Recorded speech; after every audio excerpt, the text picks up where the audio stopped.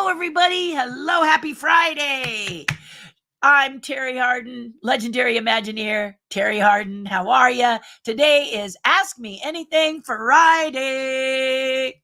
That's where you can ask me questions about what you want to know, what you're curious about what's happening with you in your life, or what's been happening in me in my career, in my life. Did I really do all that stuff? Yes, I did. I've worked for Sid and Monty Croft. I've worked for Jim Henson. I am a Jim Henson Muppeteer. I'm a Disney Imagineer since 1987. Worked for Disney on and on and on and on for about, 30 years and more, 20 years and more. Anyway, a lot. Designed the Dragon's Lair, Paris, which you can see in Paris at Disneyland Paris, etc., etc., etc. If you have any questions that you need to ask me, or I look a little different, that's because I'm of mixed races. You can ask it. You can absolutely ask it. If it's inappropriate, I'll just won't answer it. And so I'm really fired up today because as I was desperately, and you may have noticed that the announcement that I was going to do and Ask Me Anything popped up very, very early this morning because I fell asleep last night in the middle of doing it. And this has been happening simply because I am working very hard. This is a month of hard work that not necessarily is in my vocation. So I love to sculpt, I love to paint, I love to draw. I'm an artist and I make a living doing it. However, this is where you let the government know what you've been doing. So I had to do my taxes. I have to prepare for sales tax, which I have to report next month. And I am shifting a few things around. So it's a lot of head stuff that artists are not necessarily excited about, right? So I thought it would be nice to talk on the lighter side today about something fun and joyful, and that is Maynard Smith. Maynard is an amazing person at Disneyland. And if you've ever been to Disneyland, there's chances are you have come across Maynard. You may not have known it was Maynard, but if you've seen this exciting, exuberant, upbeat, lovable fellow that entertains. He's all about entertaining. He tells stories. He acts stuff out. He's mostly in the tiki room, but his brothers can be found in the Haunted Mansion and other points nearby. He is just a great guy. And his brothers, well, I'm not going to, mess up a secret. But if you have a story about Maynard, let's share it because he's retiring on what day? April Fool's Day. It really does fit. He's an energetic person, all about Disneyland, and he talks about how he talks about often about how he got his job at Disneyland because he was hungry and needed to work, and his business, his art business, and what other things he was trying just weren't necessarily cutting it. Maybe. I don't remember him actually delving into whether it was not cutting it financially or whether it was not cutting it emotionally.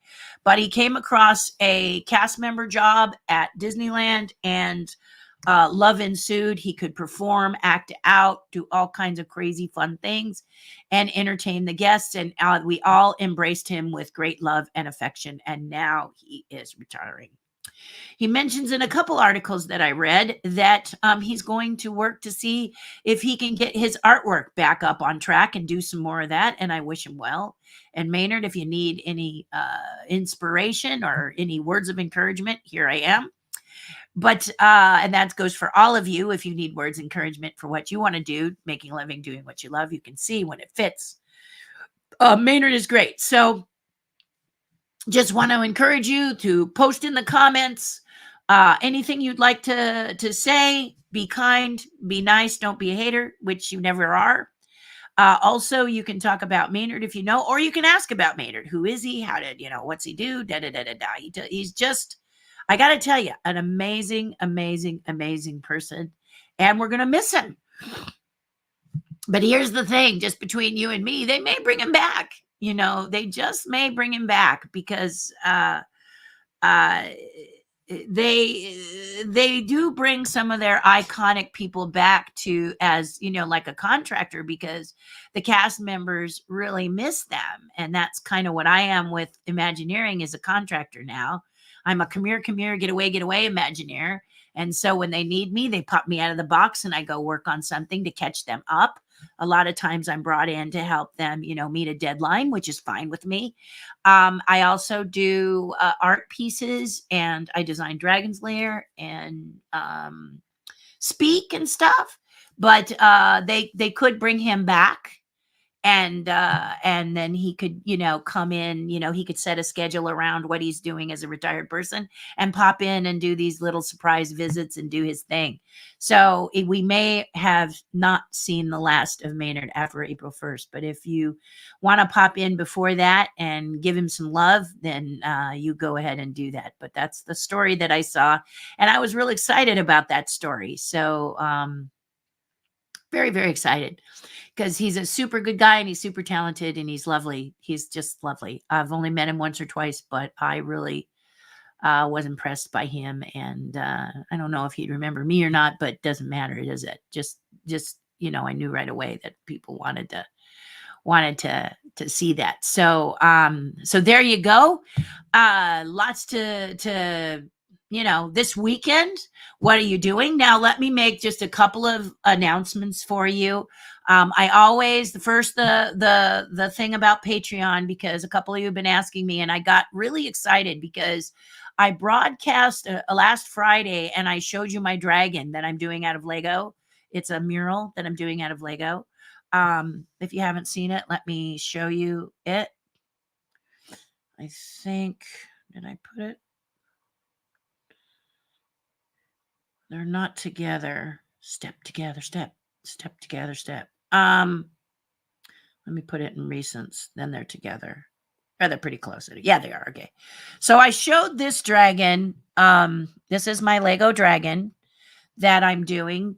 And let me just zoom him in. Can I zoom him in a little bit? Let's see if he'll go bigger. Yay, he goes bigger. Sometimes they do, sometimes they don't. They get cranky. But this is my Lego dragon, and I'm doing it with a Lego piece called Dots. So if you've seen the Beatles, if you like Lego, you've seen those faces they can do with dots on it's like a picture frame. And you can do like a world map. Lego has a set called World Map, which is pretty big. And then they have the Beatles, where you can create 2 Beatles in one set. They have the Star Wars one with the Sith. I think it's like Darth Maul, I think. Anyway, they have that one. They just released one last week, I think, Batman, or a couple weeks ago, Batman. And they have Marilyn Monroe. Anyway, pop art sort of images of people.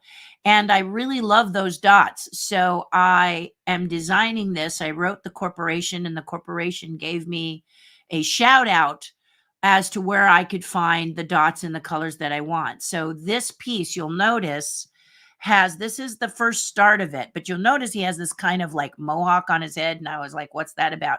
So what happens is I'm doing this in a program called Fresco, and I bounce back and forth by coloring it digitally, square by square. So if I zoom in, you can see there's a square. So the panels are usually 8 by 8 dots. That's how Lego does their thing, is dots. And so I've put these panels together in that. And the nice thing is I'll be able to do this eye area first to see how my colors are doing. But I saw this little blue area here, and it just wasn't working for me. And then this right here was a little strange. So I was like, okay, what am I going to do? So let's get back to the normal size. Here is the newest one, and you can see that he's expanding, he's extending, he's getting bigger. So I did this blue color that's coming around, and now I don't have the latest picture. I'll show you. I'm getting very, very close. I've got this back area, and then I've got spines going down his back here now in the new drawing. So maybe Monday I'll show you an update of it. But Joe Mino, I think is how you say it. He was listening to the public channel, and he looked at this dragon, and he is a Legoite of massive proportions, does a lot of original Lego creations himself. And he got very excited and reached out to me. And so we've connected, and it's been really a joyful gathering. It's been really, really nice. And as I have the dragon up here, I'm going to bounce you over here because what he did is he joined Patreon. He came over, and before, as I've mentioned before, I have a Patreon page, $5 a month, $60 a year at the base level. You can be a part of this group. You get a broadcast that is all yours every Monday and Friday before I come here to speak live to you in the public level. We have a private Facebook page, and on Wednesdays we have a Zoom gathering. And this coming Wednesday, we're featuring one of our members in what we call the spotlight. I have a spotlight where you can talk about yourself and what you do and who you are for about an hour. So it's kind of fun. You don't have to do that. I have people that are a little uncomfortable with doing that. You don't have to, but it is something that's really, really fun to do. So patreon.com/Terri Hardin is where you want to go to do that. And right here, and check it out. Now, there are other portals you can go through that are a little more per month, but that's up to you. You choose. $5 a month gives you what I just told you. And then there's a few other perks if you go higher on the ladder. But it's a lot of fun, and your voice is just as important as mine, and in some cases more important on the Patreon page. So I'm really glad that I showed this dragon. I wasn't sure I was going to show this dragon, but then it got some people excited about Legos. And you will notice that the Beatles, Marilyn Monroe, those pieces, with the exception of the world map, are fairly small and intimate pieces. This one, the 8x8, is 5 inches by 5 inches. Okay. So just, for those of you, it's 5 inches by 5 inches. So if you do the math, there's 1, 2, 3, 4, 5, 6, 7, 8, 10, 11, 12, 13, 14, 15, 16,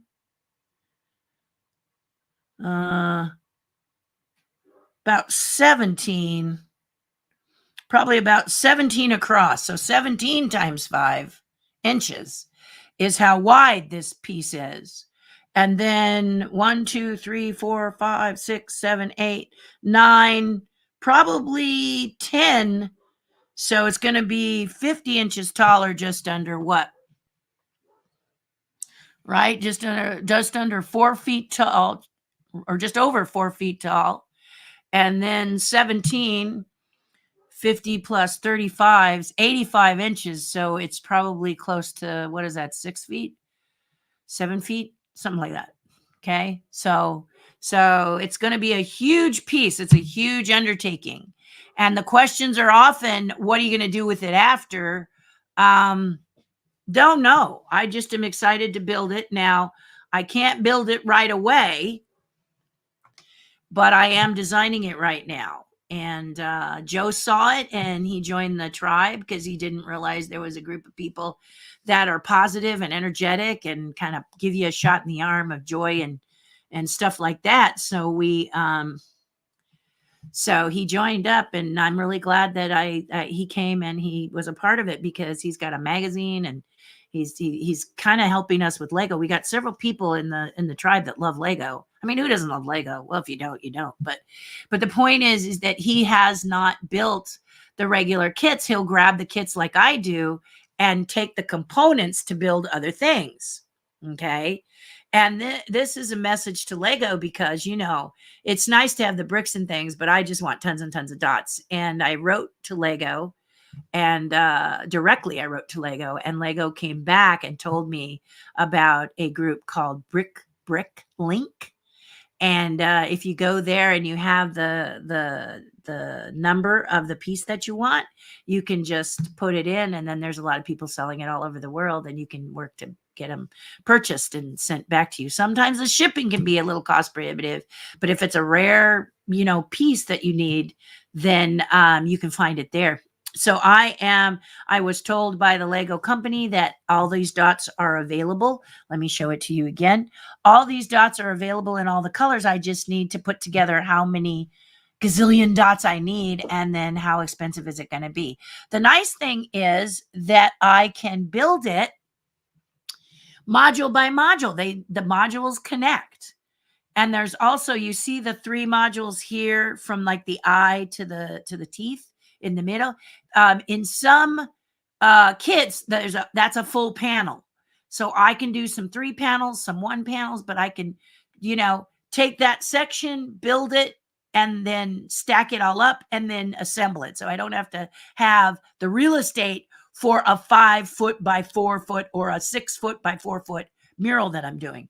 And then spoke with Joe about either getting it to the Lego people if they want it. He wants to do an article about it in the process because he was super impressed. He says he's seen people do dots before, but not like this. And those of you who know me know that I'm a go big or go home kind of a girl. So that's why I wanted to do my dragon and I wanted to do it big. I've spoken with a lot of artists on my Patreon page, and they say when you go big, it really is something happens to your body when you go big. And I've worked really small. I've done huge things for Disney parks and for parks in Tokyo where I'm using a cherry picker and I'm carving with a chainsaw. So I've worked big, but not, my biggest thing I'm working on right now is the Titanic kit. And the Titanic kit has got me shaking in my shoes because I can't get over how amazing those pieces are. 9,090 pieces, and I'm coming to the end of it.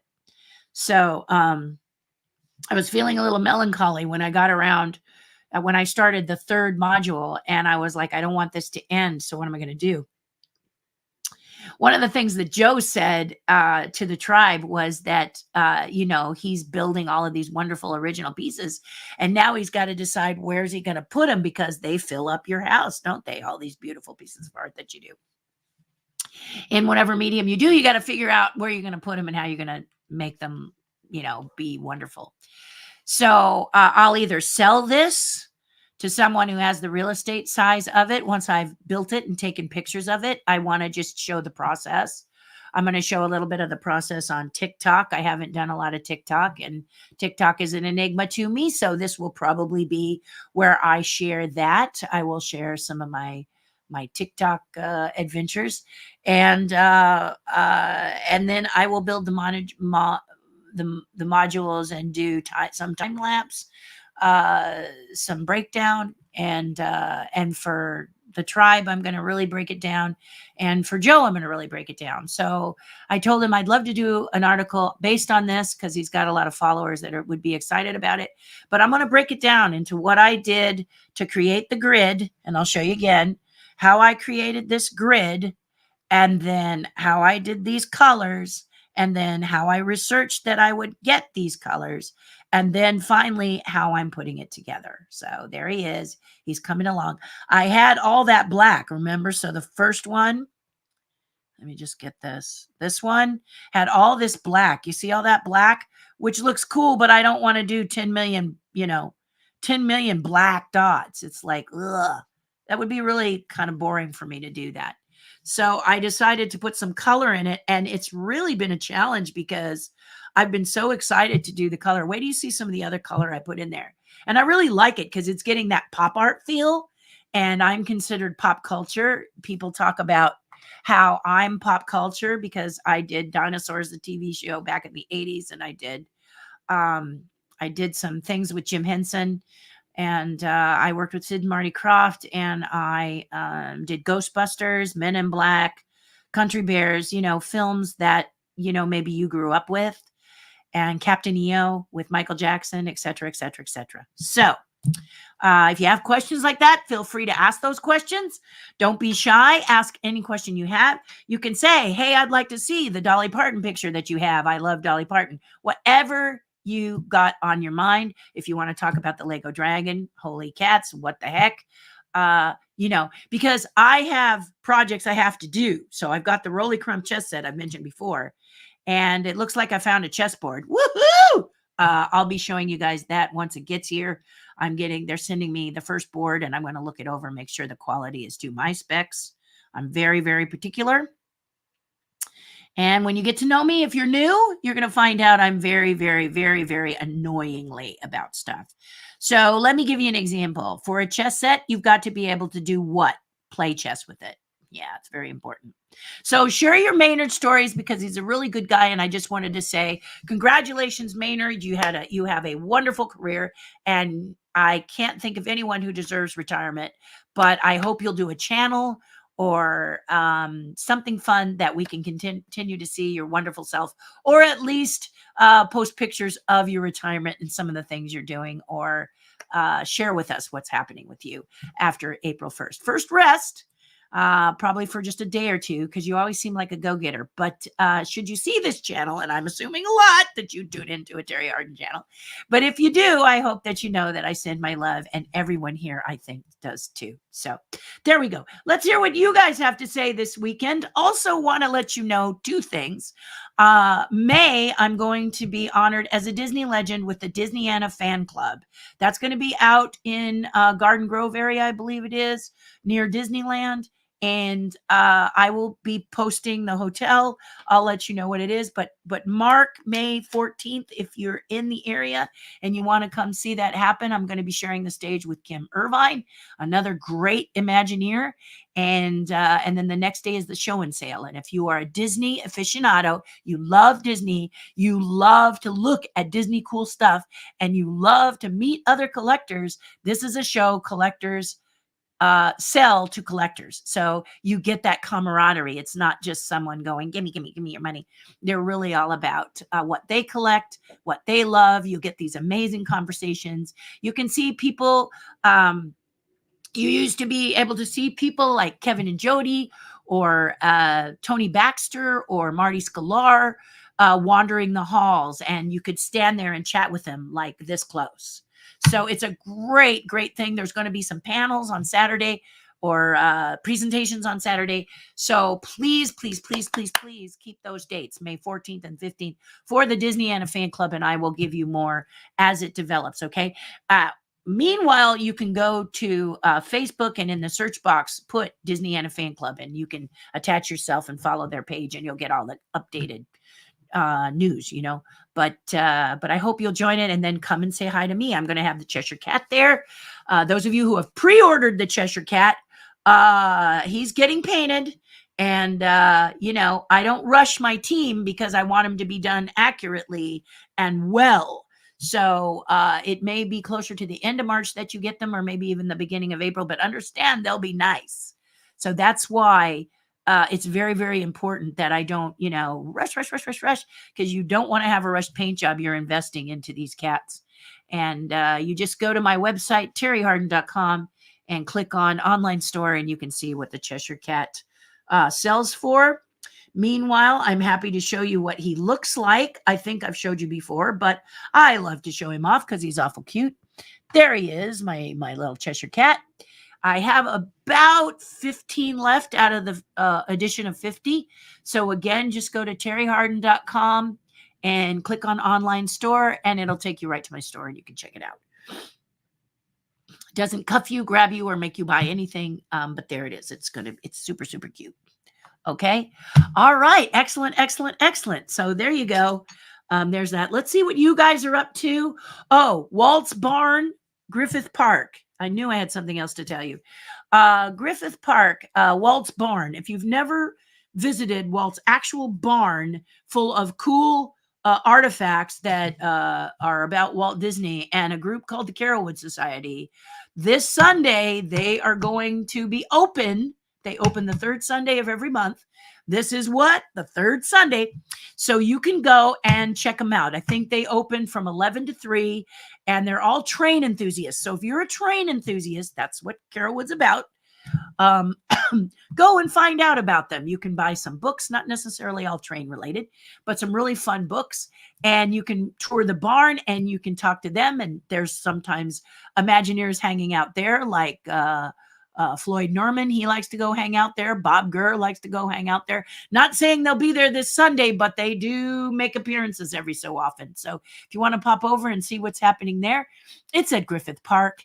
And you can look up Carolwood Society to find more. But it's pretty cool. It's pretty cool. Yeah. Yeah. Just off the 134. Just off the 134. Yeah. So, yeah. So going west, you get off at Forest Lawn, I think, and going east, you get off at Victory, and you drive towards the mountain until you almost, crash into it. And they're there. So you'll find out, but check it out. It's really fun. I was there in November celebrating my Giggling Pumpkins book, and a lot of people came out and bought my my Hitchhiking Ghost pin. and my Giggling Pumpkins book that I wrote. So I'm not there this Sunday. I don't know if I'm going to be there. I might pop over for a hi, but I can't guarantee. But if you haven't seen it, this is a great time. You're going to love these people. They're just like you. So it's a lot of fun. So I urge you to go check out the Combine car that Walt had done years ago. And it got refurbished by the Carrowood Society, and it is a replica of the one that he used to be on when he was 14. He held a box like this, and it sold, magazines and candy and whatnot, newspapers, stuff like that. And he walked back and forth. But they'll tell you the whole story. So this Sunday, 11 to 3, you might want to go check that out. Okay? All right. Now I'll get to you. I know, but I want to make sure you guys got things to do. You might not know what to do this weekend. And this stuff is fun, right? Yes, exactly. There you go. Hi, Angie, TGIF, Terry and friends. Yes, Friday is a wonderful day and still has an iconic meaning, doesn't it? Thank God it's Friday for so many. Are you currently working with Disney on anything? Kind of. Okay. Kind of. What I'm working on now that I will love your help on, and I'm thinking about several things, is I'd like to do some sculpture for Disney. That's the Disney company's 100th anniversary, which, thank you, Leo Holzer. He told me it is October of 2023, I believe is what he told me, and is where D23 comes from. Disney 23, so it's going to be their 100-year anniversary in 2023. That's next year. I was thinking maybe little busts of characters. A lot of people said they'd like to see busts of Disney characters like Mickey Mouse. And some said they might like, because they were saying do Walt, but Walt has been sculpted quite a bit. So I'd like to do it a little differently and maybe do a series of busts starting in 2023 to celebrate it that you can collect for that deal. So, but if you have an idea, feel free to reach out to me. You can email me, terri@terrihardin.com. Go to my website and find me there. terrihardin.com, or just Google me.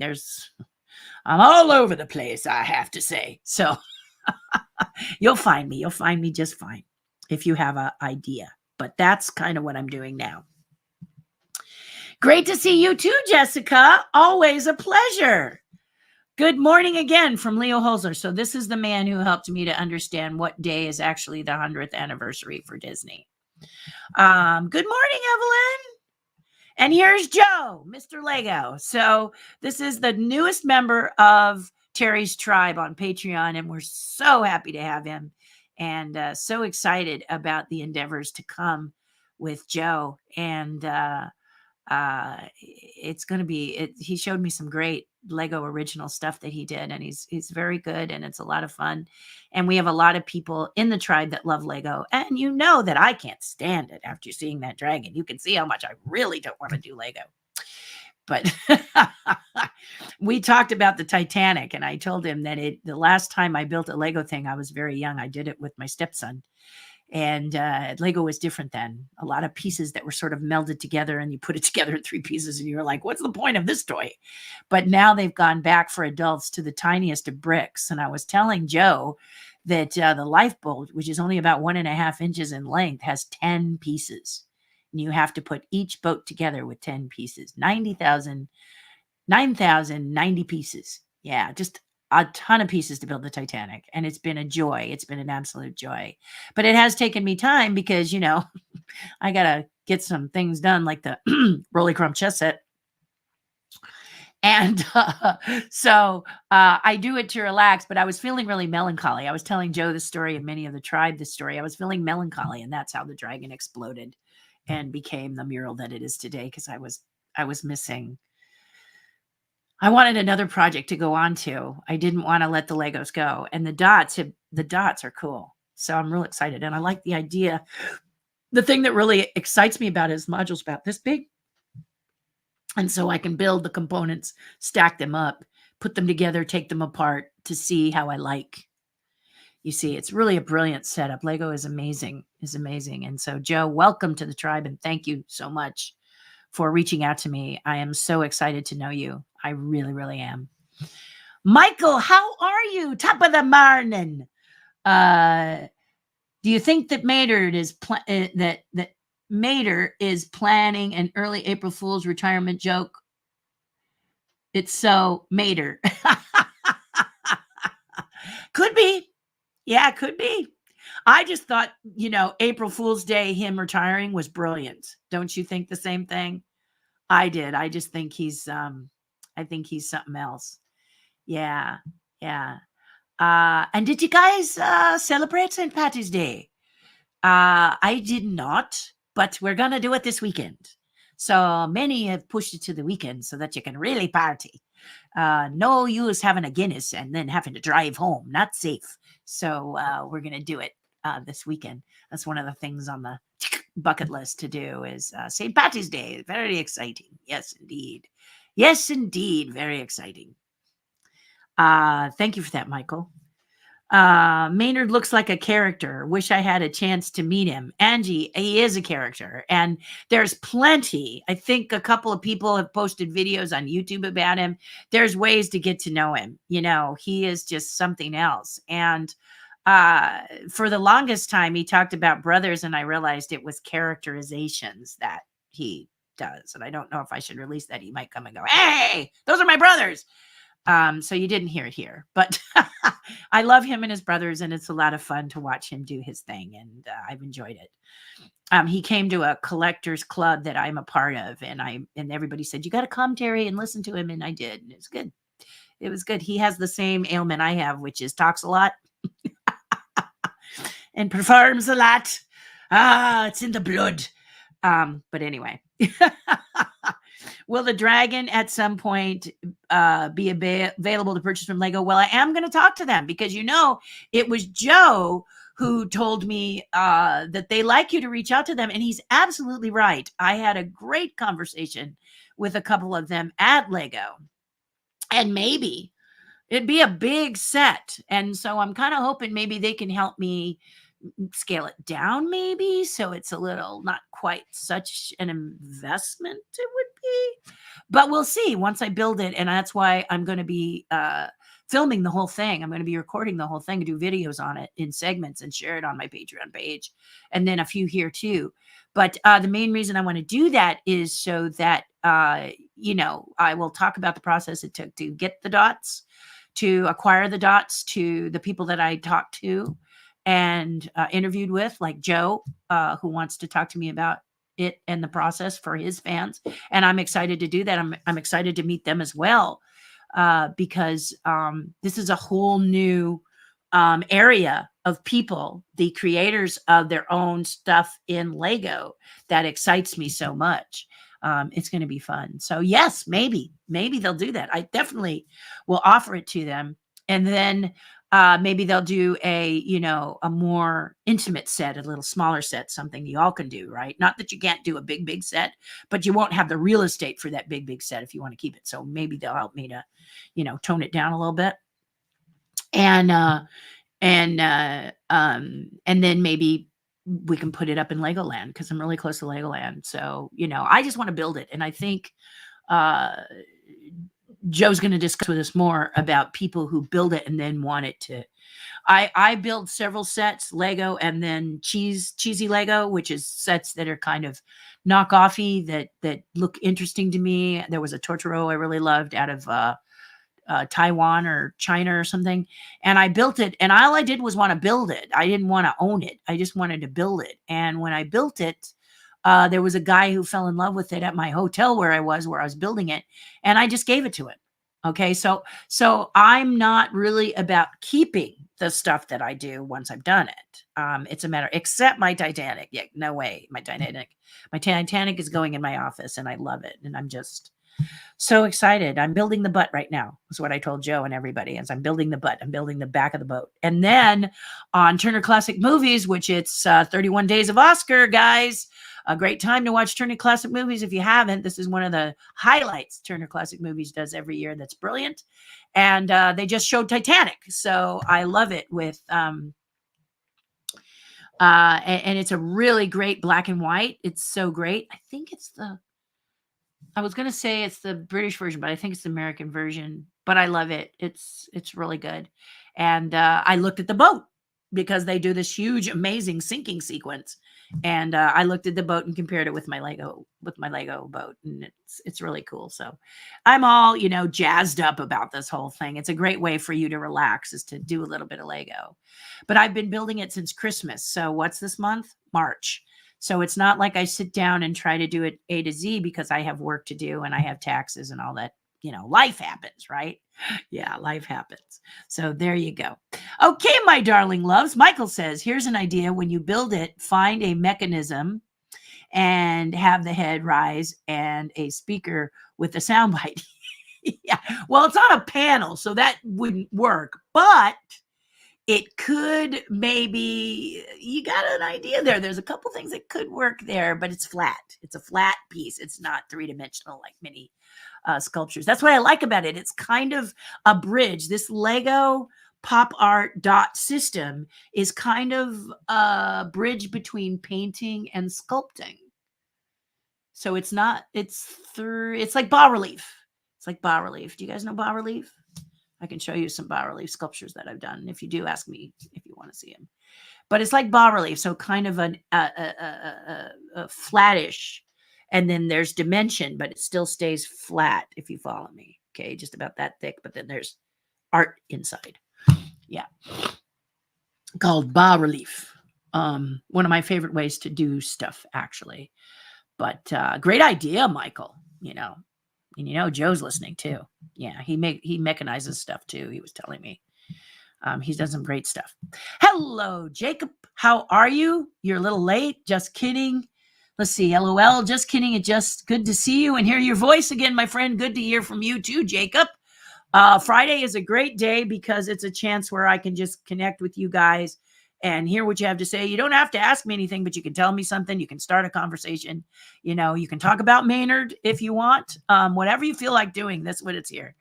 How much do you have left on the Titanic set? Any current pictures of the progress? Yeah, I will give you 2. Let me look in my phone. I take my pictures with my phone because it's small, compact, and easy. So let me go in here, and what I'll do is I'll airdrop a couple. Which one do I want to airdrop? I'll airdrop this one, which is 25 seconds. I'll airdrop that one, and I'll airdrop, I think I have a picture. Do I have I thought I took a picture of it. Yeah, there it is, in that one. Okay, so I'm going to go up here. I'm going to airdrop it to there it is. And it's going to pop in. Tell me when it's done. Don't you just love airdrop? Do y'all have airdrop? It's really cool. It's wonderful. Let me just deselect, cancel. There we go. All right. Okay. All right, cool. Okay, so like I said, I'm building the butt. So this is as far as I am so far on the butt. So here is the butt. Okay, so Angie asked, how far am I? Here is the butt. This is module. So how the Titanic works is it comes in 3 sections. The box is like the size of an end table that you can set your drink on. And then inside the big box is 3 little boxes. Each one of those 3 little boxes indicates the beginning of the Titanic you build, the front, the middle, and the back. Okay. This is the back. This is building the butt. And you can see here that it's got the little propeller, and it's got it's 3 propellers. This part moves back here, that little fin thingy. Joe is dying right now because I'm not using the right terminology. Up here, I love these little things that look like telephones. I play with them like they're little telephones. And then I'm working at the top. But look at how detailed this is. The windows.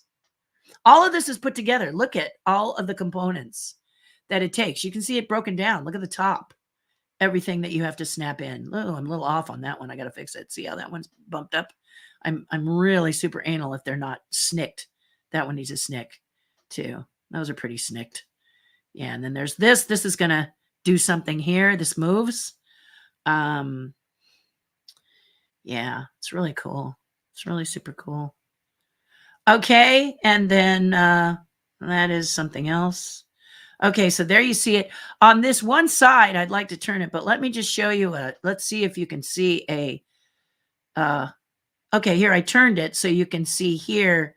You also build the engine rooms, the ballroom levels, all that kind of cool stuff. And this is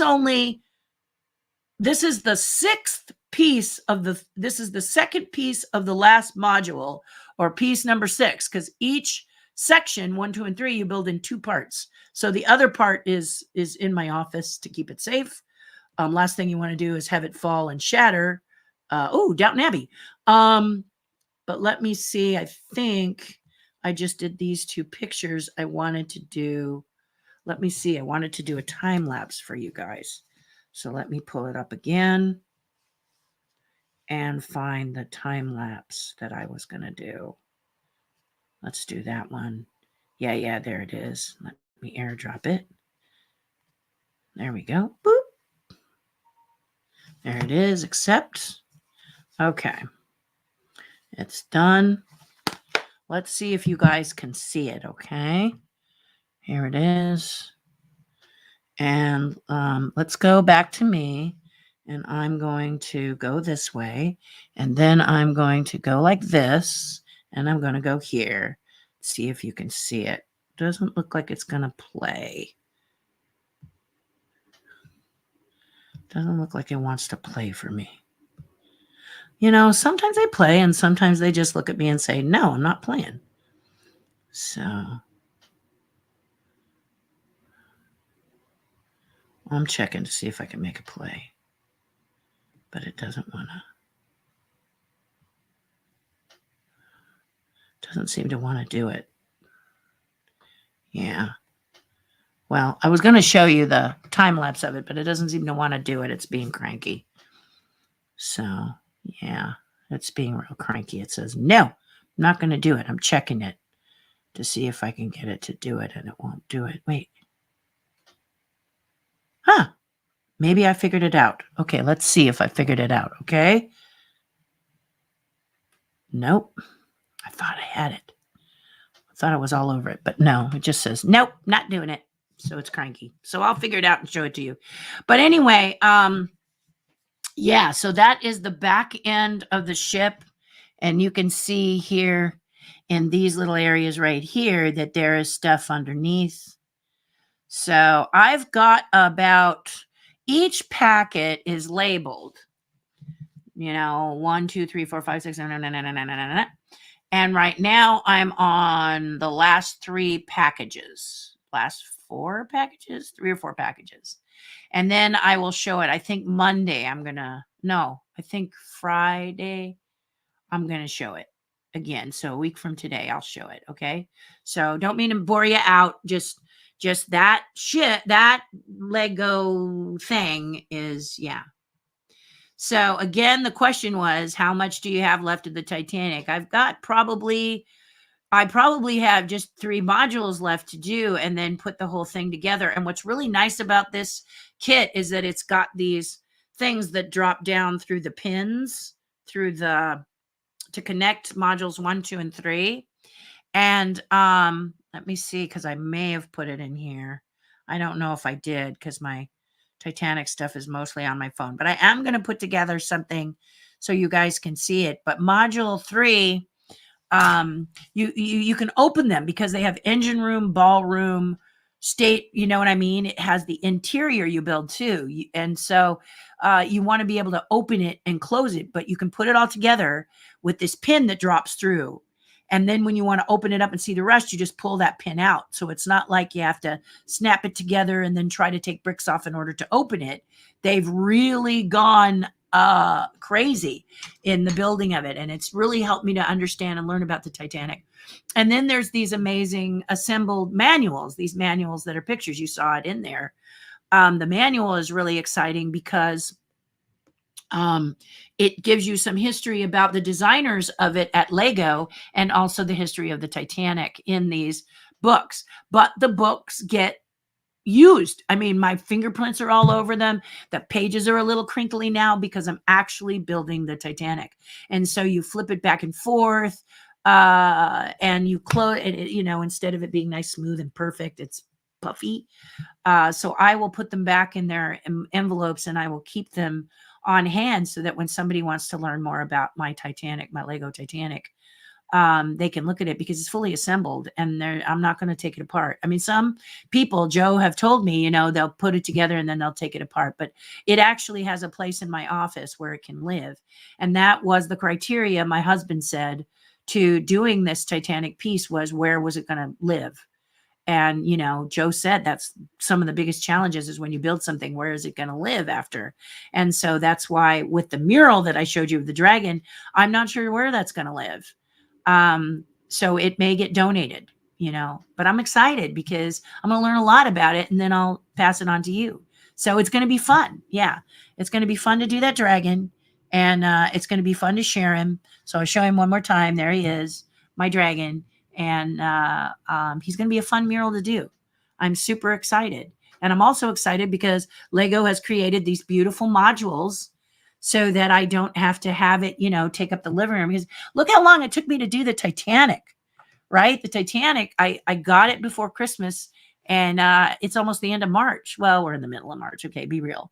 But to make this ship, be it is incredible. Yeah, it's an incredible set. If you haven't seen it, you can Google it, and eBay. A lot of people are trying to sell it, make a profit and stuff. You can at least see the box. The box is huge. If those of you who like Star Wars stuff, like the Galactic Cruiser, which is larger, I think they have them that they're like, what, 7-8 feet long, huge. And I just said, I have nowhere to put it. And then how do I dust the thing? This is the beautiful thing about the Titanic, is it's very streamlined. It's got a lot of great lines. It's very, very smooth. It's very, it's gorgeous. It's absolutely gorgeous. And let me just do the X's and come back. And since it doesn't want to show you the good stuff,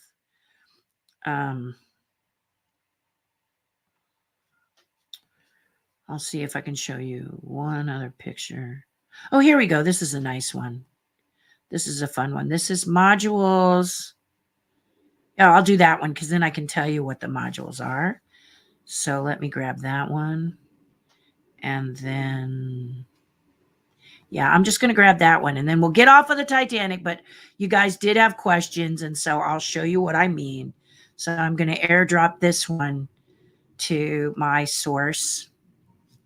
And then you can see that one too. And then we'll get off the Titanic. But Legos are a lot of fun. And I get that you guys are curious about them. And so, of course, you should be, because sometimes you can't afford these sets. And sometimes you don't have the real estate to place these sets. And this is what Joe was saying, is that as he creates and builds, he's got to have a place to put these things. And storage is okay, but then who gets to enjoy and see them, right? So that kind of is a caveat when you're trying to think of stuff. But anyway, here it is. So here is the Titanic. And this will give you an idea of the actual, I won't put my picture up because I want to keep Angie's comment, but I will show you what I'm talking about, okay? So here is the first module, and it was in 2 parts. So I built this front part, right? That part. And then I built this back part. This was the back part with the chimney stack. And then you connect them together. But look how smooth and streamlined and beautiful that is, right? Isn't that pretty? And then you see these, when it's all done, we will stretch this cord across the other, what would it be? A flagpole? What would that be, Joe? And then here's the middle, and here's the boat I was telling you about. There's that lifeboat. That tiny little lifeboat that has 10 pieces to put it together. So it's really special. And then here you see this linkage system here. These little loops might be a little easier there. You can see it better there. That's where the pin goes down to attach it. But as you look, there's like lounge areas here. There's ballrooms. There's the undercarriage. You're building all of this, guys. See there's my little boat here. And then there's that pin. You can't really tell because I put it in a bag to protect it. And these boats connect the 2 pieces together. So I got to make sure they fit kind of here. in the bridge area. So I want to make sure they're safe. And then here's another module that I showed you. So here they are, all of them here. Look. Yeah, super cool. So there you get to see the whole thing. 1, 2, and 3. So 2 pieces you build. So you build that piece. That's part 1. And then you build this piece, the back piece. So each smokestack, and then you attach them down here near the middle, make them all streamlined. But look at every single thing, guys. Look at all of this that you put together. There are no prefabricated pieces, which is what I love about Lego. Every single one of these things is a tiny little piece that you put on, and it's just spectacular. So there you go. The Lego question answered. Big ship. It's got to be about, I want to say 48 to 50 inches long. I'll measure it once it's together, but it's on my top shelf. It's on a shelf in my office that is just going to love it. And when I get it set up, I'll show it to you.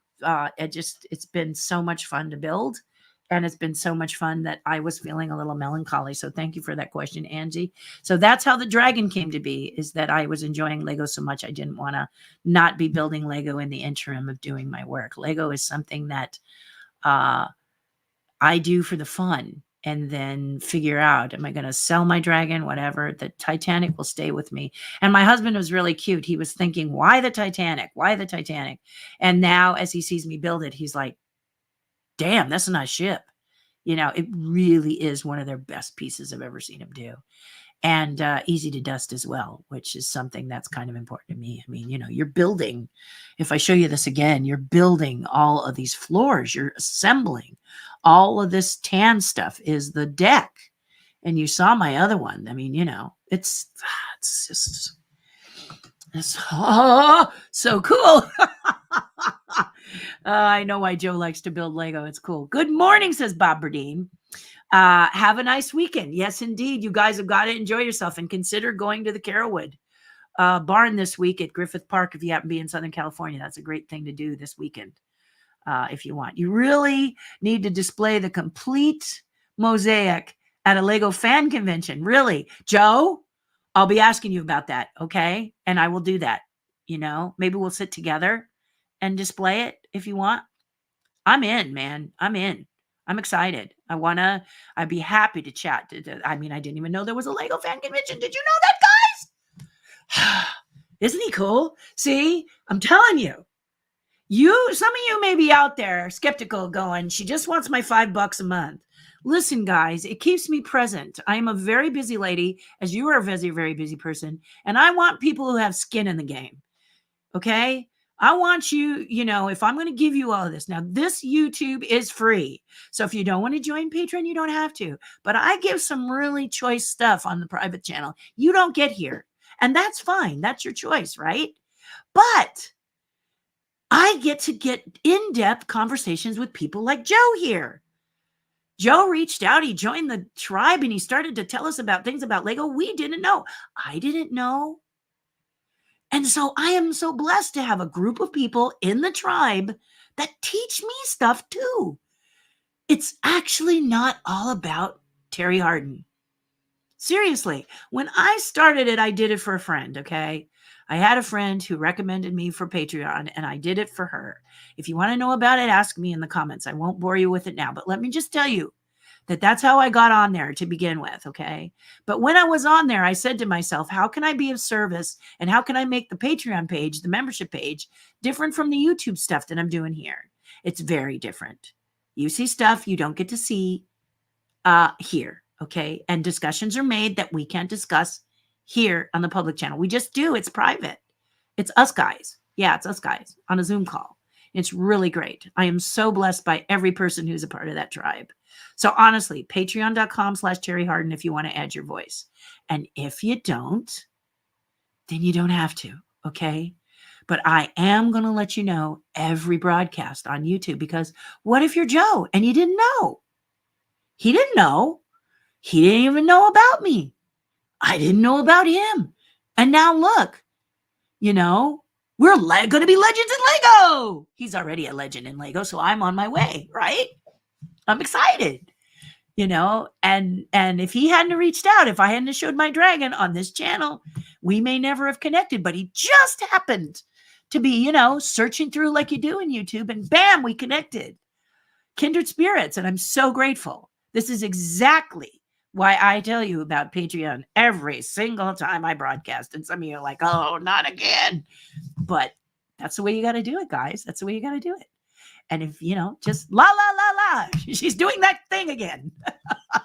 Just do it. Okay. So Joe, I'm so excited, and I really will be happy to do the complete mosaic at a fan convention. You bet I will. Maybe we could do all but like the last little panel, and we put the last couple of panels together as we're sitting there, and the mosaic is up there, and then we can snick it together or do something, performance-y. We'll talk about it. So I'm so excited, just so excited. You can tell, right? You can tell. Yeah. So that's what I'm talking about. No matter what you do and what your creative spirit is, in any level. I told you guys a long time ago, I think it's time to mention it again. Melissa Eiler, okay? She is a woman who cleans houses and house sits and does all kind of stuff like that for a living, right? And so I call her the Great Mouse Detective, because she can find anything. If I want something that's very important to me, she has a way of finding it. She just has this magical ability. And it's a magical ability, and she's in the tribe. Okay. So the first thing I asked her was that there's a particular mug that my husband loves. My husband loves 20,000 Leagues Under the Sea. In fact, I emailed Joe and told him that I showed him his picture, because Joe created his own fan art of the Nautilus. And my husband said, whoa, that's cool. And he wondered if Lego had taken this, Joe, the piece you did, and made the smaller version, because I bought him a kit of an assembled Nautilus that you can build, but it's, more intimate, much like we were just discussing about my mural. Maybe Lego will see it and Lego will do one so people can build the dragon. Yeah. And so that could be cool. But anyway, so I was, I got so excited, I forgot where I was. So just give me a minute. Melissa. So I asked Melissa for this mug. And I said, I've been looking. While I'm asking people to let me know, Melissa pulls it up. Here, I found it. Like, it must not have even been 30 seconds since she found it. So I said, guys, I don't mean to be rude, but I'm gonna buy it right now, because I've been really wanting to get this for my husband. I want to surprise it for him. And I bought it. I bought this collectible mug. It's really hard to find. This one particular mug.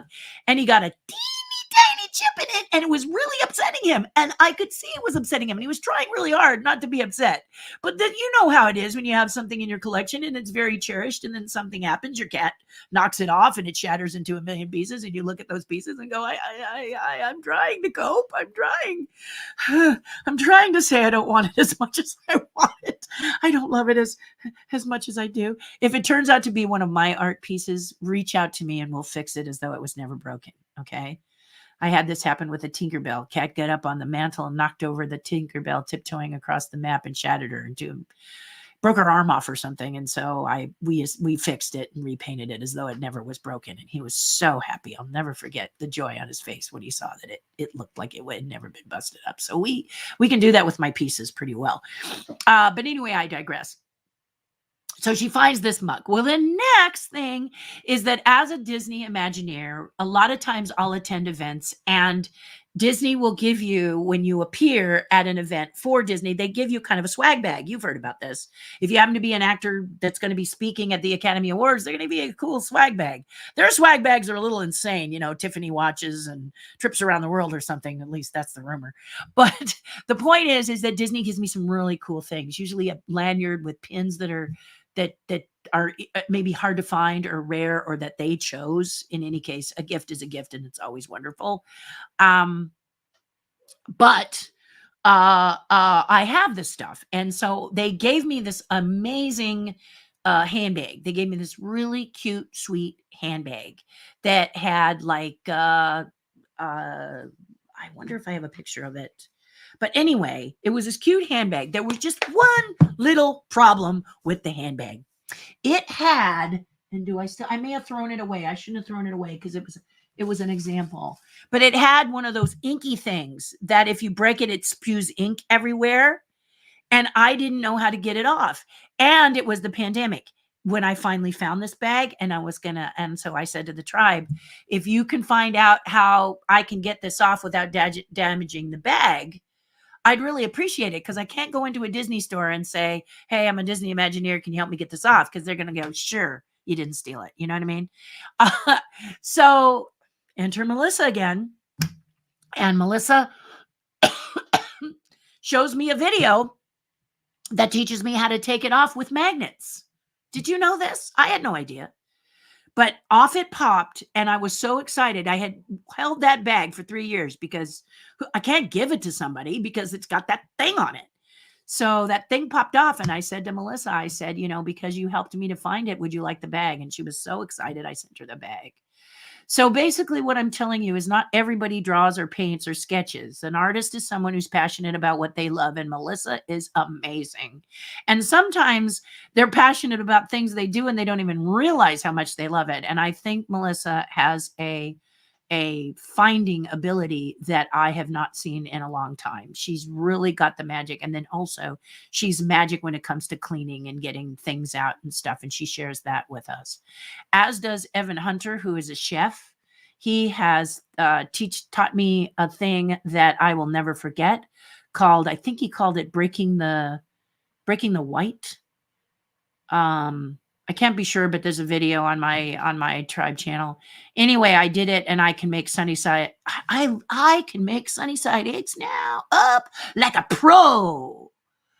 The whites are yummy and the yellow is runny, and so that's why you like sunny side up eggs. And Evan helped me do it right.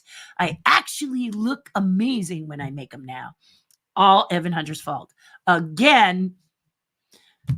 So what about your voice? For $5 a month, $60 a year, I'm not asking much for you to come in and help everybody and be positive and have a good time. It's not like you're not going to get nothing out of it, right? You will, trust me. Just ask Joe. He had a good time. And there's going to be more, because we're going to spotlight him. And people are just excited to chat about, what they love. And it's a dose of really positive energy. Have you noticed? Isn't it amazing that a 65-year-old has all this energy? People are saying getting old is awful. And for me, it's a joy, because every day is a new day. And there's many things I can share with you and be with you and talk about you and stuff like that. So, if you can't afford it, it's one thing. But if you can, skip a Starbucks. All you have to do is skip one a month, and you've got the ability to join Terri's tribe. So I highly recommend that you do, because it's so much fun. And I'm letting you know to let you know. Okay, $5 a month helps me to be present both here and there. This is a lot of chatting I'm doing. So thanks for letting me to do that. So Jacob says, I've still been, let me just make sure. Yes.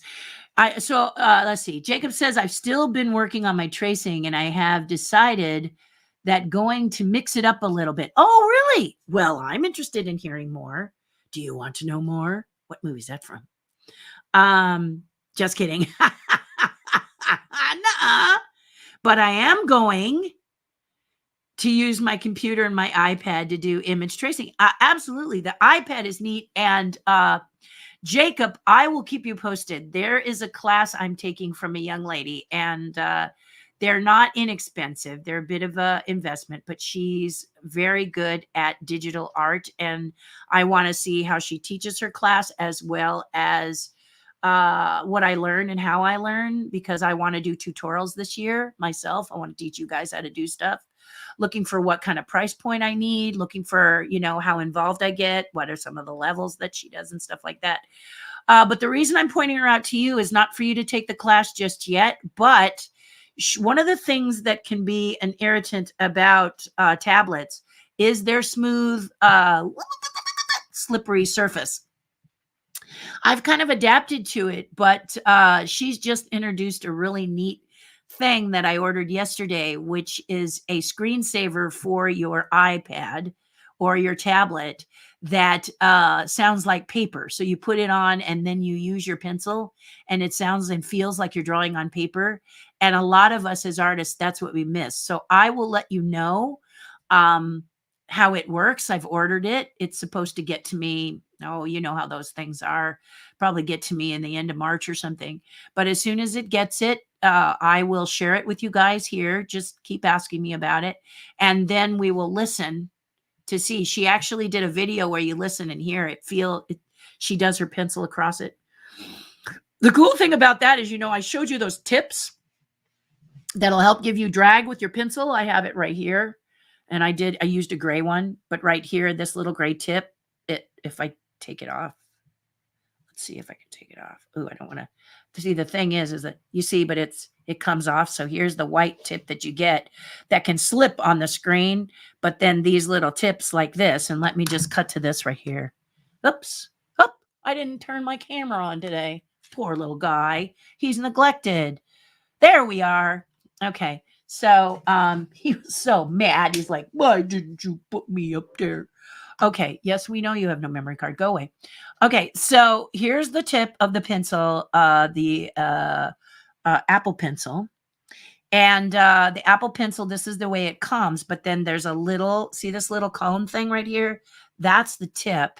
And you can put it on to your Apple Pencil, and it creates drag. So it creates resistance as you draw on your iPad that helps you to feel more like it's a real pencil. Back to me. But Jacob and any other artist who's out there who's saying, okay, that sounds kind of interesting. Now my instructor, and I'm not going to say anything about her just yet because I want to get the paper. I want to test it, make sure it works for you before you spend the money, because it was a bit of an investment to get 2 of them. And I want to make sure it works before I turn you on to it. Okay. I want to put it through some tests and some things. But she did an actual video where she was doing her, doing some of her digital art. She was doing, just scribbling, and it sounded like paper. Okay. It sounds made that paper sound. Was really cool. She also says that it's really nice because it's not so opaque. You can't see clearly what you're drawing or doing or watching, but it creates, it takes care, it gets rid of the glare so that you can watch a movie or you can read a book outside if you want to use your iPad outside. Now that glare bounces back at you. So it helps your eyes, and it helps, it helps on so many levels. And she designed it with the company. So I can't wait to see it. But Jacob, just keep asking me about it, and we'll get you set up with that so you can, because an iPad is a really great way. That's the whole thing. The dragon that I did is done on my iPad. Yeah. I broke the grid to work and did all of it. I'm using an Adobe program, but I could have used Procreate. I just am comfortable with the Adobe program. Okay. Sorry, it lagged a little bit, and I was like, okay, what did I do now? You get there and you go, what did I do now? Hello, Crumpet Puppet Troop. Happy Friday. I'm watching this while working on a puppet. No, I wouldn't have guessed that in a million years. Whoa. Yeah. Cool. That's excellent. Yay. Are you talking about Maynard from the Disneyland version of Tiki Room? Yes. That is exactly who I was talking about before. If so, he is so beloved. And he's retiring April 1st, Jacob. He's leaving Disneyland. Now, like I said before, does that mean he's truly leaving Disneyland? He was there 30 years. I'm sure it's in the blood, unless he's moving to another state. But I don't think you've heard the last of him. He is a performer. He's an entertainer. He's a wonderful, great guy. And there's more to come from him for sure. But I wanted to just kind of say on behalf of everyone, congratulations, Maynard, on your retirement. And I can't wait to see what you're going to do next, is what TERRI HARDIN, legendary Imagineer, is saying right now. I think that Maynard should be honored as a Disney legend as well. Yeah, just put him next to me. And Maynard, if you're listening to this, tell him that they're way overdue in making me a Disney legend. They're way overdue. Let's get it done.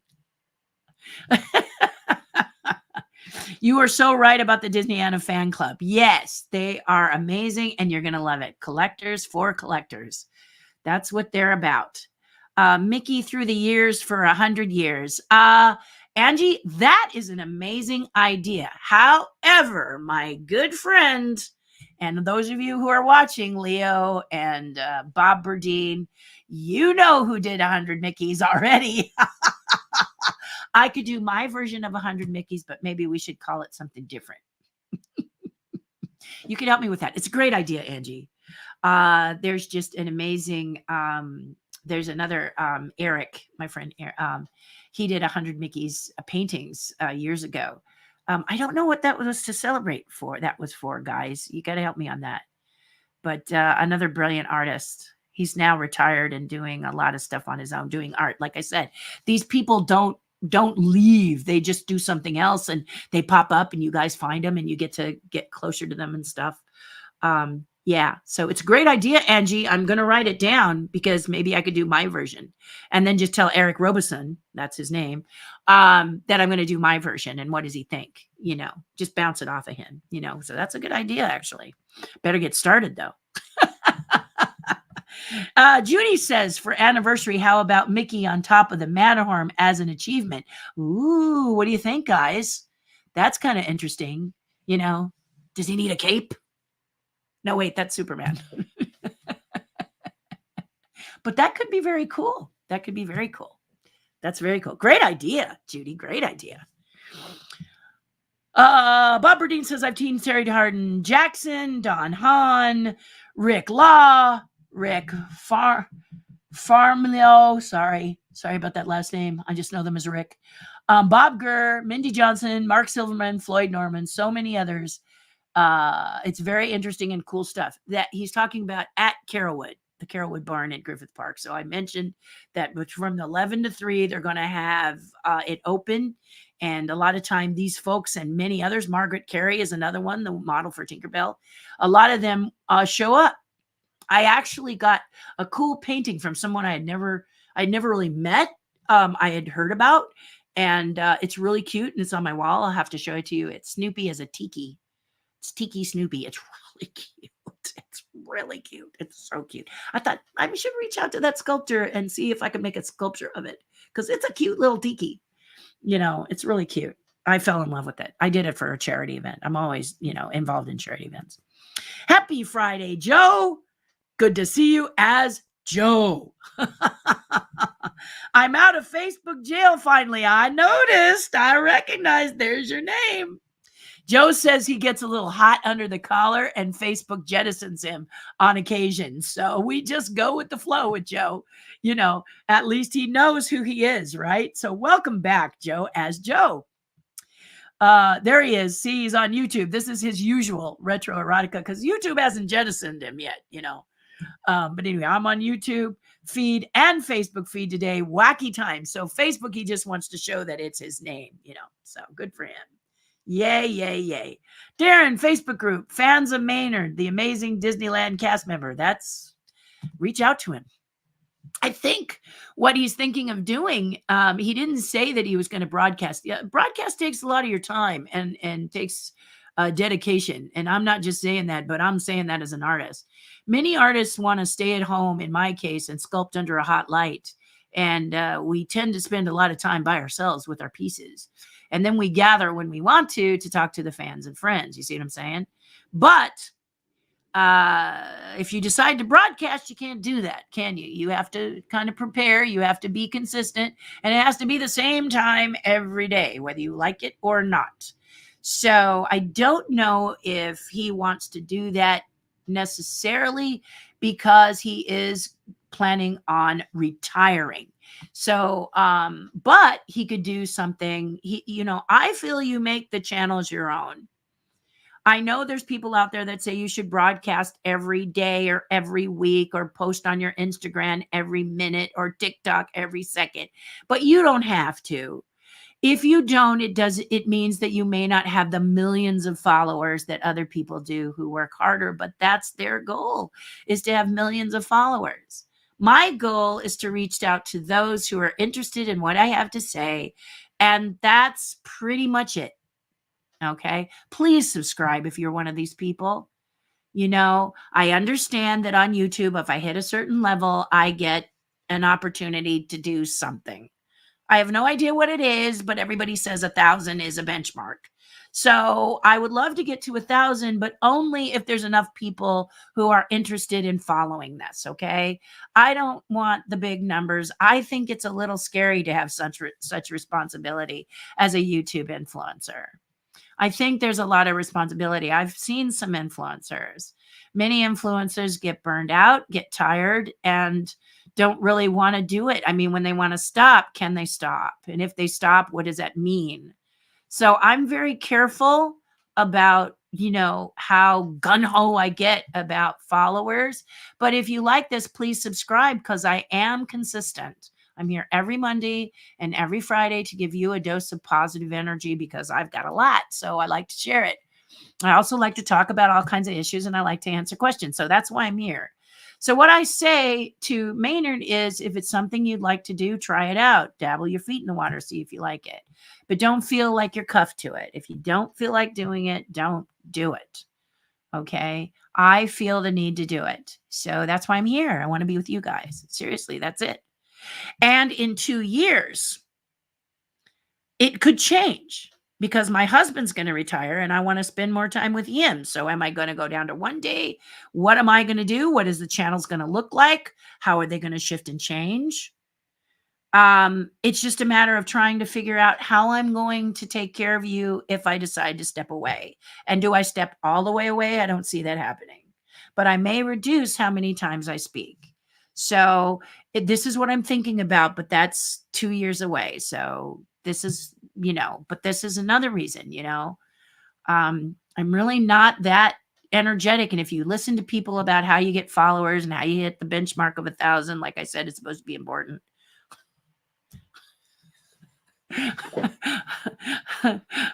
One time a person said to me a long time ago, Terry, you do everything ass backwards. So just own it. Just own if you're a little different from most. I'm a lot different from most. So I just have to embrace that and be that. And I hope if you're joining me, you see a kindred spirit, something in you that I appeal to, and subscribe and then share it with friends that you think might enjoy it too. But my goal is not millions of viewers. It's just not. I'm a little concerned about that because that's a responsibility, I think. I think it's a huge responsibility. And I'm not so sure I want that. But I do want you. I want those people that come because they want to be here, not sort of in passing. Do you know what I mean? Does that make sense? I may have said it wrong. Remember, there's no catalytic converter on my mouth. So if I've offended you, just wait 5 minutes. I'll fix it. Okay? Okay. Angie says, let the dragon be an investment. It's worth it. Plus, people love these kinds of Lego sets.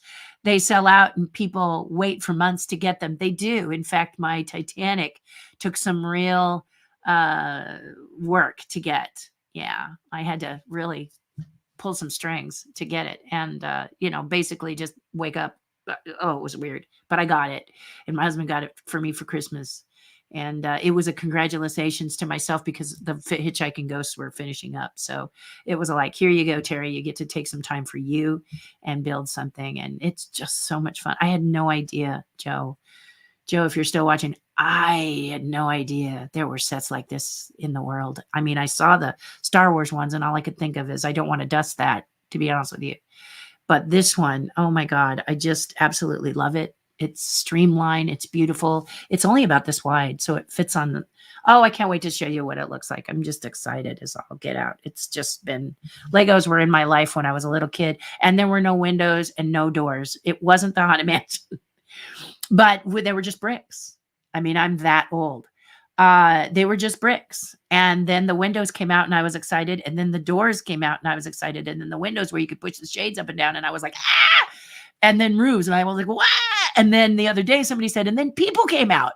And I was like, yeah, I like the people. Okay. But I was a sculptor, so I made my own. I wasn't really interested in the people.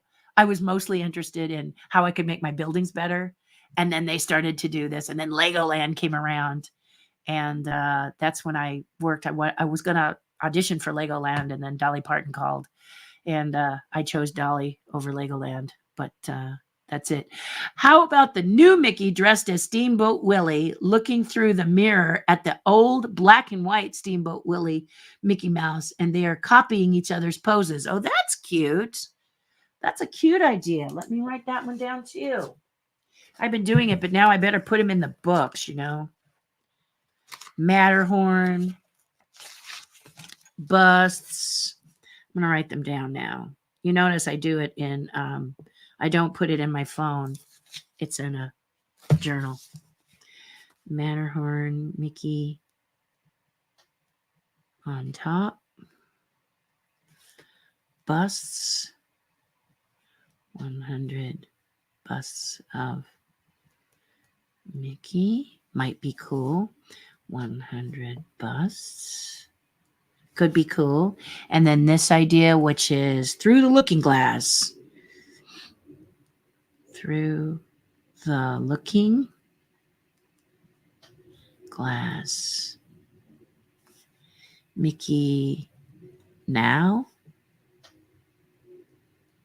sees Steamboat then, and they've TETYVE copied each other. Thank you. What I should do, Jacob, is put your name. And I think it was, yeah, I'll go back and look at this and see, but those are exciting. Disney, I'm going to write at the top because that's important. 100th. Kind of exciting, right? A lot of exciting things happening, like the Queen's going platinum soon. Woo! And all of the UK is excited about it. I mean, that's really exciting. Okay. Let me throw this out. All right. Okay. Terry mumbling. That's a great idea, Jacob. More enthusiasm, Terry. That's a great idea. Have you ever worked with Legoland on anything? No, because here's the thing, Angie. Legoland announced that they were coming to California, and I just lost it. I was so excited about it. But one of the things that Legoland had was a mystery with me was how they were doing these dimensional animals. Buildings, not so much. I had been building a lot of buildings as a kid. And then as an adult, I had a stepson. Lindsay has a boy named Ian. He's now in his 30s. But when he was a little boy, I wanted to make it easy for him because stepmoms aren't necessarily put in the best of light. So when I met him, he was very shy, and I won't go through the whole story. But when he came down to visit his father and his father had to work, I bought a little twin mattress with the springs and stuff in it. And then I'd ask him if he wanted to be the monster. We'd build the city, and then I'd say, do you want to be the monster or do you want to be the townspeople? And he always was the monster, and then he Godzilla'd through the towns, and then I did the planes at him, and then the people, help, the monster is coming, on this twin mattress. We did this whole thing, and then he walked across and the sea crashed and all this. Back in the day when we really didn't have slow motion effect. Now, it would have been great if I could have had him going through in slow motion as the monster. Have been really cute. But I really had the buildings down. Okay. But I wanted to know how to make a zebra, how to make a lion, how to make a tiger, how to make a giraffe, how to make an elephant. How did they do those dimensional sculptures? So I bought the Statue of Liberty, which now it's a 3 foot Statue of Liberty. And I never built it. And now they sell for thousands of dollars, anywhere from $2,000 to $7,000 for that kit. And I never built it. It's still in the original packaging because all I wanted was the manual. So I opened the box with the manual in it, just a corner, and squeezed the manual out of it because I wasn't going to build this thing. And looked at how they did it. And then like Joe Mino, I built a dinosaur. I designed a dinosaur, sketching it out, creating each layer based on what I saw with the Statue of Liberty, because the Statue of Liberty at the time was the only kit you could purchase that was built like the Legoland kits. And I built a T-Rex based on that. And then I sent it to Legoland and said, can I come and audition to be a part of the building team? And they wrote me back and said, yeah, we'd love to see you. But then Dolly Parton called and I never went over and auditioned. That happens. That happens. Have you heard of the makeup artist Stan Winston? He's responsible for the Terminator characters and stuff. Met him in an event where I had built with my husband at the time the alien from Alien. We built it for him to wear, my husband. And Stan Winston saw it and fell in love with it because it had a working jaw. We actually had that metal jaw working. And he asked if I wanted to be a part of his studio, and I said no. And I went a different direction. Jim Henson invited me to be with him by his side working, and I said I wouldn't go to New York, but we still got to work together. So there are crossroads. You know, look, a fork in the road. Kermit says to Fozzie, or Fozzie says to Kermit in Muppet Movie. And he says, bear left, right, frog. Okay. There's these paths you have to take. And in life, you make this decision and you kind of live with it. Was it a bad decision? I mean, who tells Jim Henson no? What's interesting is Jim Henson was determined to come and see me work because no one had ever told him no. I'm sure he was exaggerating. But when he came to see me, he told me if I wasn't good, he was really going to make me embarrass me in front of everybody if I was bad. You know, and you can take, there's another crossroad you get to take, right? You have Jim Henson tell you, Terry, if you suck, I'm going to embarrass you terribly. You can be stress. Oh my God, what if I screw up? Or you can be like, turn your baseball hat backwards. Bring it on, buddy. Bring it on. So I took the latter. I didn't have the hat turned on backwards. Baseball hats don't fit my dreads, but you get the idea what I'm saying. I basically said, Jim Henson, bring it on, buddy. Bring it on. And the rest is history. I'm a Muppeteer. So obviously I did well. If you ever want to hear that story, just ask. Okay. But I've never worked with Legoland. I go there, and now when I watch Legoland, we just went because I was hoping to get dots there.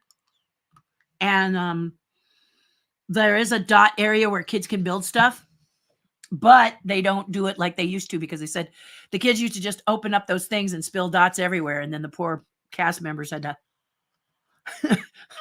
these little dots, which are not that big, guys. These dots are like, 3/8 of an inch in diameter.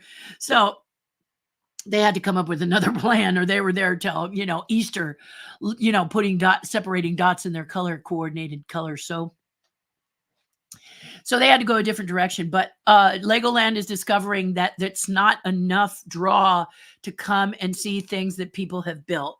So they do a roller coaster ride now, and they have an aquarium there. They've had to kind of reinvent and bring in other things that you can do as well as look at the great art. But good for them. They're still there. It was great to go over there. The sad thing is, and I think I mentioned this before, one of my most exciting thing was to watch people actually build these things. There's their design and they're building it, which is why I want to do that with my dragon. Because I want people to be able to observe a person doing it. I think this is important, and I really wanted to see it. But when you're in a fishbowl and you're trying to do your job, many artists don't like that. They do not like you looking over their shoulder while they create. And I'm not saying everybody, because I tend to, as a theater performer, as an actor, I like when you watch. But a lot of people don't. And another reason why I have a YouTube channel, and I'm going to do some of these other things, Facebook page, et cetera, is so you can see the builds. See how they're working. So I'm putting together a package with the Titanic so you can kind of see the whole process. Not the whole process, but the idea of the pieces and everything. And kind of my way of putting things together. But as Joe said, I think it would be a lot of fun to go to this fan convention. I don't know if they show stuff that's already made or if they show you the process. And if they show you the process, I think it's real worth it to get together and see how people build and hear how they put things together. because honestly, every artist is different. Joe is going to do things different than way Terry does them. And he was explaining to me, and if you joined us late, he was explaining to me that my dragon is a serious, serious undertaking. So let me show you one more time. There he is. He's a serious undertaking, probably 6 feet by 4 feet mural. Yeah, it's crazy. It's insane. I don't know how many dots it's going to be, but it's going to be a lot of dots, right? And I'm excited about it. And hopefully it will inspire others to go big, right? So what is my point here? Why am I even sharing this with all of you? Because don't, just because nobody has done it before or people haven't done it or they tell you, wow, that's pretty crazy, don't not do it. If you feel strong enough to do it, make it. We're going to love it. Why wouldn't we love it coming out of your head? You know? Yeah, as long as it's cool and doesn't hurt people. Yeah. But I have not worked on anything Legoland, but I did connect with them this beginning of March. In February, I connected with them. Super wonderful people. And I connected with the lady who's the cast member that helps the kids build. And she flipped over the dragon and she said, oh my God, you know, what are you going to do with it when you're done? And I said, well, I was going to ask you, can I reach out to corporate? So they didn't have a name, but I just reached out generally. And as Joe Mino has showed me, Legoland is really a great group of people, and they were very sweet. So I'm going to write them back and say thank you. You know, if you're missing something, so my flags for the Titanic were not in the box. Can you imagine I mean, there are things that if you drop it, good luck in finding it, right? So I'm very careful about these teeny tiny pieces. But there were no flags. And I kept saying, am I missing the flags? Because you guys are so thorough with these kits. Why can't I find these flags? And they were like, you know, we don't know. And they sent me my flags. So now I have my flags for my Titanic. So it's a complete set. But they're very sweet. They're just a really sweet group of people. And I'm looking forward to meeting all the Legoites. I'm excited. Jacob says, and that will also be special because that was the very first cartoon in history to have sound. Yes, getting back to the Mickeys copying each other, which is kind of a cute idea, actually. I'm going to explore that and do some sketches, and Jacob will take a look and see what you think. Okay. Yeah, it's going to be, I won't do it now, but it's definitely in my book. My book, isn't it fat? Isn't it? Look at something. Everything I want. It's so funny. All of the stuff that I stuff in here. But I like to look at my calendars at a glance, right? So here is March, all the stuff that I do. But by the time the year, you know, it looks like this. My month. So that way I can prove to people that I'm really busy. You know, I'm not just saying I'm busy. I'm seriously busy. And I don't write everything down in there, but I write a lot of it there because if my phone, for any reason, cannot pull it up my calendar, I have that paper one. And I just, you know, that's the old school in me. Absolutely. Joe says 1953 version of Titanic. Yeah, the one with, oh, I'm so sorry. It'll come to me. It'll come to me. That really wonderful blonde,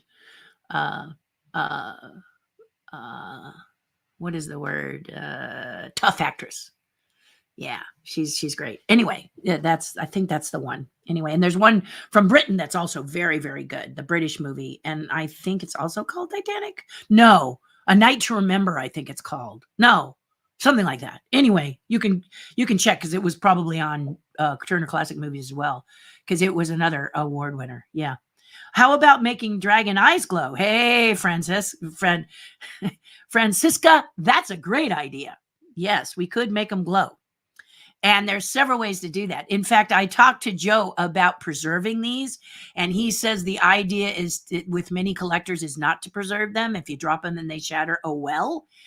In this case, though, if I'm going to sell it or donate it or do something like that, I do need to make it permanent because they don't want to drop it and it shatter. They'll have, I'll be responsible for heart attacks all over the world. So I can't have that happen. But if I do donate it, then I'll find out. He says that Lego uses a special substance to make it permanent. And I'm sure that if I talk to the corporation, they can share that with me should I need it. But right now we're doing it the way that Joe says, because I want to be able to still take it apart and put it together and see it come together. So it's going to be fun. Going to be really fun. Did I just miss? No. Okay. I didn't want to skip anybody. You can still be a sculptor artist, even if using Legos. Absolutely, says Susan. Hashtag whole new world WWMD. Hashtag what would Michelangelo do?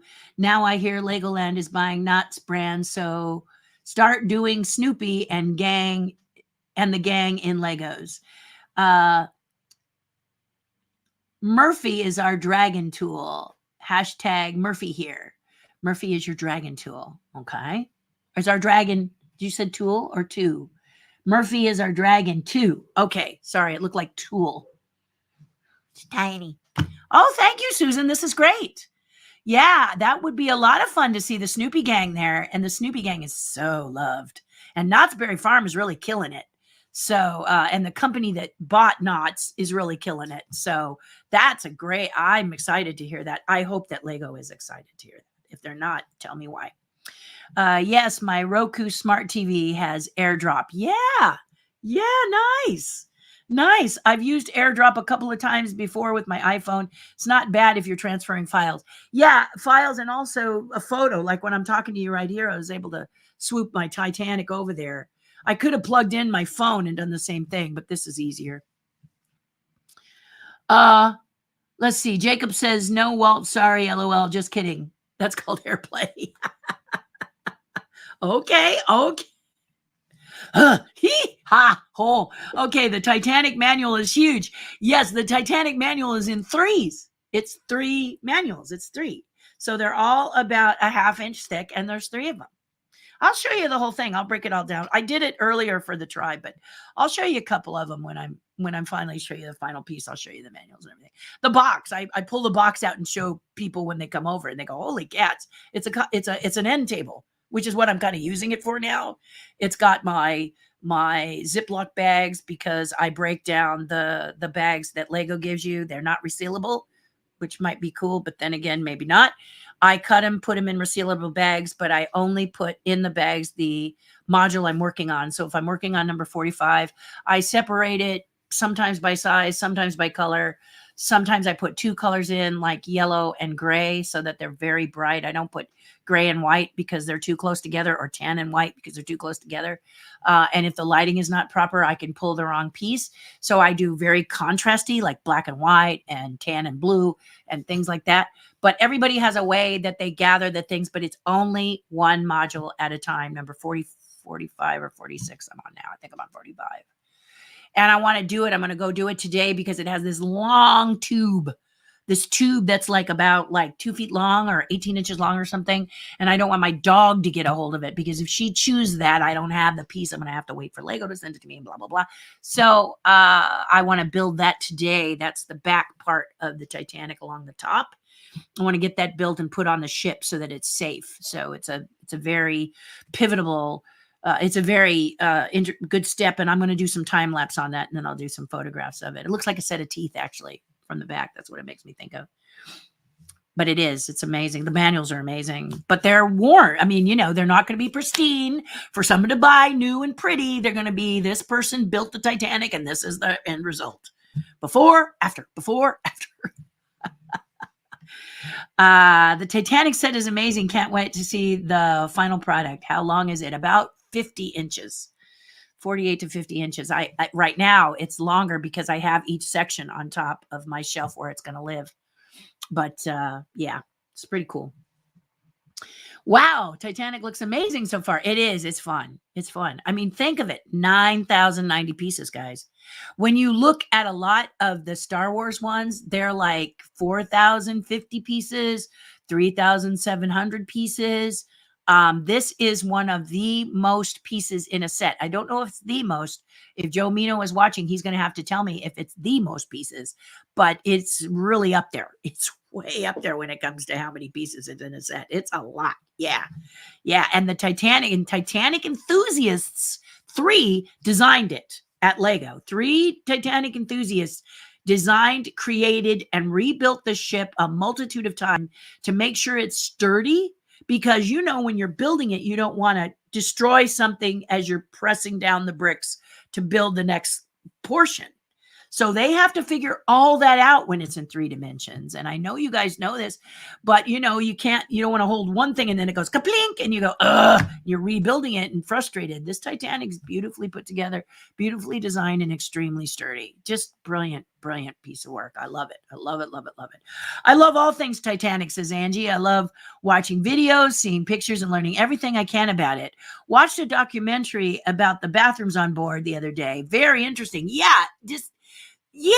And there's always something new and cool coming along. And when you build it, there are areas they explain each. It's just, you just can't say enough about it, right? Anyone that knows you don't have a Patreon for the money. Thank you for saying that. But the reality is it is, some people, they can't afford the $5 a month, or it's not, maybe it's not something you want to do. That's fine. But I do over deliver. I give you a lot for the $5 a month. So if you're a coffee drinker and you drink at Starbucks, just get 1 cup and you've got that amount per month. And it's really worth it to join that club. Yeah, to join the tribe, it's really worth it. And I can say that because what makes it special is the people in it, not just me. So I can say it with confidence. I'm not ashamed to say, join it, pay up, because it's some stuff. I can't explain it to you till you're in it. And then if you don't like it, you can leave. I'm not going to be hurt. Yeah, well, no, I'll miss you. Yeah, but it's really fun. It's really, really fun. A couple people that have had to leave because of whatever situation they were in, and I really miss them. So I will miss you. Absolutely. You keep saying Joe, and I think you're talking to me. I am talking to you too, Joe. I'll bet you would like to build Lego too. Yes. All Joes can apply. Good morning, Michelle. Love your Titanic. Love your dragon. Thank you so much to my husband for allowing, for making me be disciplined enough to find out where I was going to put it before I bought it. And then saying, okay, now you can buy it. And, Darren says, shameless plug for the Patreon page. Honestly, a great group of people, the tribe, very positive, supportive, energetic, knowledgeable, creative, all creative artistry encouraged, not just traditional artists artists consist of anything you are passionate about. Well said, Darren. And Darren Michaels, actually, we were talking a little bit, very little, about Turning Red. And we were talking about how when you're in a particular business, when something is a faux pas, it comes out like this. Rah! It can be a simple little thing, but because you're in the business, and Darren is a music teacher, okay? Music is his jam, right? So there's a sequence in Turning Red where one of the notes is backwards, and it jumped out at him and went, pow! And he said, come on now. Why is that music note written that way? So it really bothered him, and it's something a lot of us will not catch. But I thought it was interesting because anytime puppetry is terrible, it's the same. Bam! Oh, you can't watch the movie because it kind of is. It bothers you a lot. Okay. So I really appreciated Darren pointing that out, because it's nice to see someone else who's who it's their profession, and then they see this and they go, what? What? Yeah. So that was cool. So thank you, Darren, for that as well. And thank you for that talk. Hello, Connie. Good morning. Reception poor on the mountain. But how nice you're on a mountain. I'm jealous. Wanted you to know your husband's favorite chocolate is available at a store near you. You are so nice. Thank you, Connie. So that was one of the things we talked about on our Zoom call on Patreon is chocolate. And that's all I'm going to say. Learn more later, but we talked about the joy of chocolate. I told you all kinds of cool stuff on that page. I think you described it perfectly. Kindred spirits. I have been a member of the tribe for a while. It's one of the best bargains in town, less than a gallon of gas. That's true, isn't it? Oh, dear. Oh, my goodness. Bob, I didn't. You're right. Ow. Wow. Less than a gallon of gas, and you can go a lot further. My new slogan. Well done, Bob. Well done. Diane. Hello, Diane. What if you're retired, not talented, but love talented people and learning new things? Should we join on Patreon? You betcha. Okay, Diane, you betcha. Okay. And I'm going to sell it by telling you a little story. Okay. How about that? Surprise! A story from Terri Hardin. Oh, well, wonders never cease. And if you're just joining me now, you're like, okay, crazy lady. This must be the crazy lady channel. It is. But let me tell you a story, Diane. One of the things about the tribe is we really get to know each other quite well. And on Zoom, I can tell when something is bothering you sometimes, unless you do like some of my tribe does, which is they come to Zoom and then they don't put their camera on, and that's because they're at work or they're listening to me like a podcast. So it's not that they're trying to hide from me, but I can't tell if it's just your name on Zoom. Those of you've been on name, I won't be able to tell. But this particular person was feeling very, very melancholy. And we could tell because usually a very lovely spirit. And we could tell the spirit was a little broken. The people in the tribe can see that when it happens to me. And they rally around me like a nice warm hug. And I'm so grateful to them for that. But in this case, I saw and I said, hey, what's up? And he said, well, I'm at a tipping point in my life. And I'm not sure exactly what to do and how to fix it. And so I had him tell us the problem, and then we all put our heads together. That's everybody in the tribe on that Zoom call that day. Talked about what they had noticed about this person, talked about some things they thought this person could do. And then we set up a game plan. That's what we do, is we help. So if this is you, Diane, you not only should join the tribe, you need to join it. You need to join it to see, to get that induction, get that nice jolt and dose of positive energy and see how much people love you. And then you also need to, share with us what you're, some of the, because retirement can be a very scary thing, but it can also be a beautiful thing. I call it liberation. You now are free to do what you want. But what if you don't know what you want? And that kind of sounds like what you're saying. So yeah, join the tribe, join at the base level, which is the base portal, which is $5 a month, $60 a year.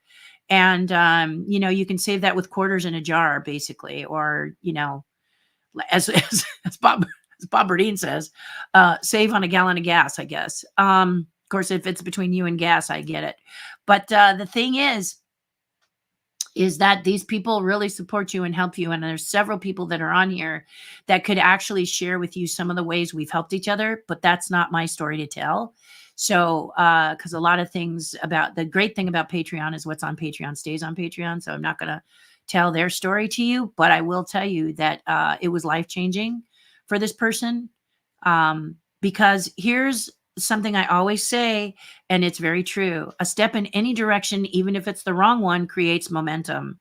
And before you know it, things are happening in your world that you can't even believe. Things are popping. Okay. So this is a place where we help you get things popping. Okay. You got to do some work too, Diane. We've had a couple people who kind of just want to have our contacts and want us to give them the key to the city without doing the work. You got to do the work, but everyone on there is about doing the work. It's kind of like, oh, I can do that. Let me see if, and we'll give it to you in baby steps, because I'm really slow. I'm really a turtle. You can't pile on a bunch of stuff with me and expect me to do it. Okay. So when TikTok came along, everybody was going, you got to do TikTok. You got to do TikTok. And I was like, no, not now. I did a little bit of TikTok to see what it was like. I looked at TikTok and realized it wasn't a bunch of people doing stupid dances or changing their face in a weird way or singing love songs to old people. It was actually a place where it could teach. And that helped me to validate TikTok. Because before I was like, I don't have time for silly dances. I mean, maybe occasion I have time for silly dances, but I can't make that another whole channel. Do you follow me? And so I was under the impression that that's what TikTok was about. And then upon further research, thanks to a couple of really good people that talked to me about TikTok, I realized that it's a place where they can share some things. I remember someone sent me a video where they taught me how to take the pit out of an avocado safely. You know, you just punch the back and it just pop. It's amazing. It's amazing. And all of a sudden I was like, oh, it's a place where people can teach too. So I misjudged TikTok in the beginning and realized that it's because I didn't know, but not now. Okay. So what I'm saying to you is we're not going to pile a bunch of stuff on you. We're going to say, what do you feel you can do now? And it's not all about that. I'm telling you. We get into talks about stuff. Like I said, last Wednesday was chocolate. That's as far as I'm going to tell you. But so you never know what's going to happen on that Zoom call. But if you need the help, we're there to help. Okay. Did that answer your question? Thank you for asking. Patreon.com/Terri Hardin. Go check it out. No obligation, but if you're in that zone where you're feeling kind of lost, this is the light in the dark corners of a room that can help you out, Diane. Absolutely. Thank you for asking. Or if you're asking for someone else, send them there. Absolutely. Yet. YouTube hasn't jettisoned me yet. What do you mean, lady? LOL. Yet. Well, Joe, you've said it yourself. You are someone that somebody says something to you and you react. And that's okay. That's okay. And you take it in stride. You are a living, breathing, passionate being. So that means if you're going to get kicked off, you're going to, you know, like I said, if people think you're crazy, and you weren't saying, you know, you were telling me about it. I'm not going to go into it. It's your story to tell. But the point is, they love you here at YouTube. So let them love you, right? Yeah, they love you here. Facebook is a different cat, isn't it? And Instagram is different. And Twitter is different. I have no idea what Twitter's about. But anyway, never had an opportunity to meet Maynard in person. I've been aware of him for years, though. He's a character, all right. Put him on top of a pizza with a pineapple, and you got a Hawaiian pizza. You really do. He's great. And the reason I want to tell you is because it's only, what's the day today? March 18th. It's only the 18th. So you got a few days if you live in the area to go check him out. You know, March 31st, I'm going to try and find him because I'm going to celebrate a birthday with a friend of mine and we're going to be at Disneyland and we'll try to find him. We'll try to see if he's around, you know. I think he has a Facebook page. Maybe I'll write him. But I'll just look for the guy who's got a crowd around him. It's going to be really easy to find him because it's the last day. I don't even know if he's working that day, but I would imagine he is March 31st. And he's just going to have a crowd around him, isn't he? Going to have a lot of people around him. Yeah.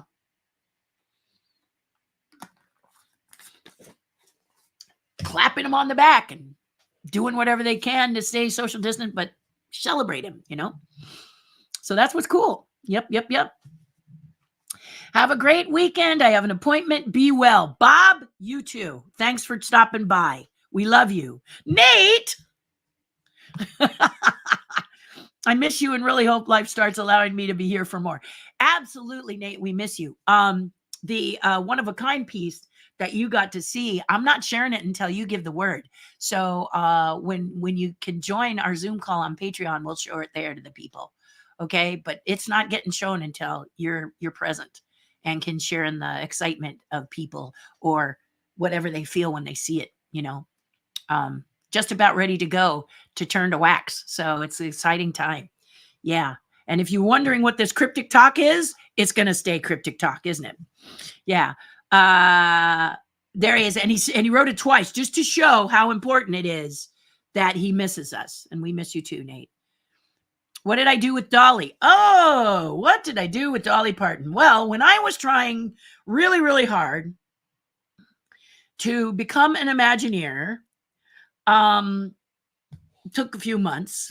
And I was like, really? These people are the slowest people in the world to make a decision. Lots of interviews. I won't go into it. But at Christmas time, I didn't want to take a job because I knew as soon as Imagineering called, I was going to bail. So I didn't want to leave whatever job I was working on in the lurch. It's not cool. This is a company and it should be considered special if you're working for it. You don't want to just say, I'm working for you because I'm in between jobs and I really don't care about this job. You may be thinking it, but you shouldn't say that to them. It's mean and it's rude. So I knew I wanted this Imagineering job, and there were 9 interviews, and I kept thinking the next one, the next one, the next one. But then Dolly called, and we were with a puppet group, and I'm going to show you somebody from the Pavlonis Puppets. You're going to love my hair in this one. I always say that. You're going to love my hair in this. Here I am with Dolly, and here we are with the Dave Pavlonis Puppets. Dave Pavlonis was a sculptor and puppeteer, amazing person, and we all did these great characters on this her Christmas special. Isn't she beautiful here?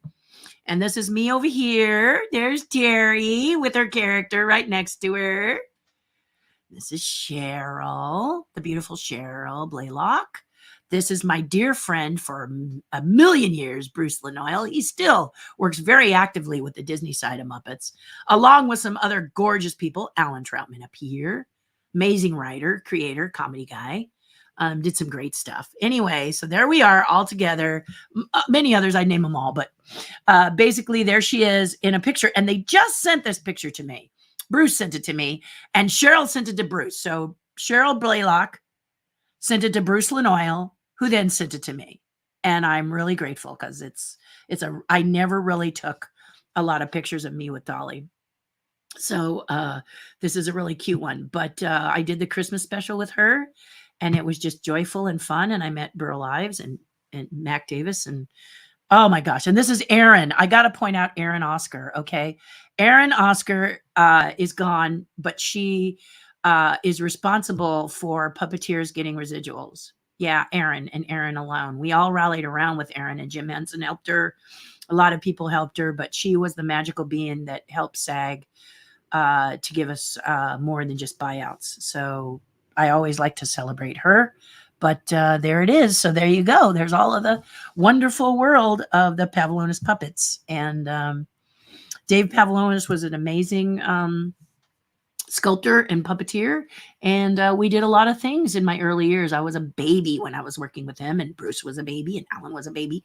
We were all big eyes and excitement and want to be a puppeteer. And Alan wanted to be a writer, and he was brilliant. And then he's now a writer and is still brilliant. And Bruce is creative as can be. And Cheryl's wonderful.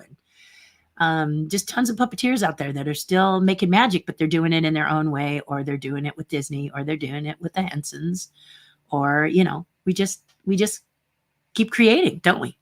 Yeah. But thank you for that question. Yeah. Dolly, she actually signed a script for me. So I have it signed and I still have it. Yeah. Yeah. I'm a super fan of hers.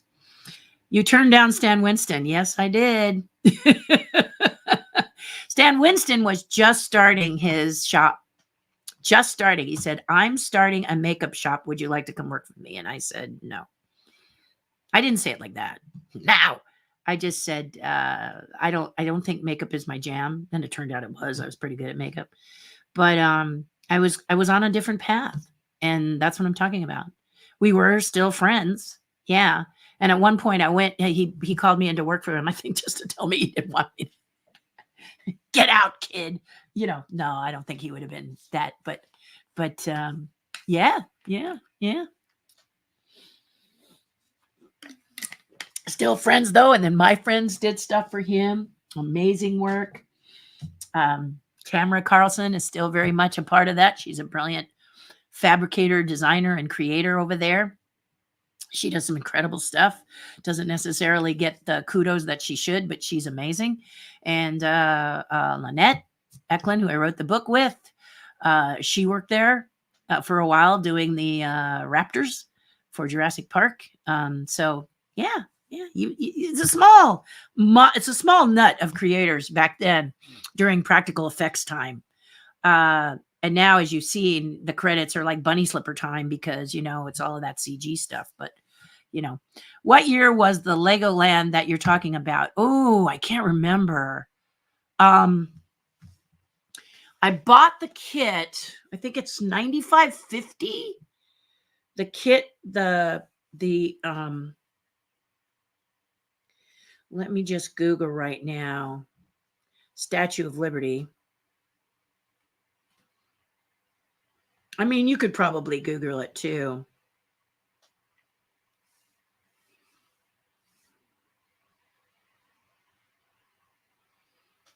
Okay. I'm just looking it up now because they have a little Statue of Liberty, but the one I have is the big, big, big one.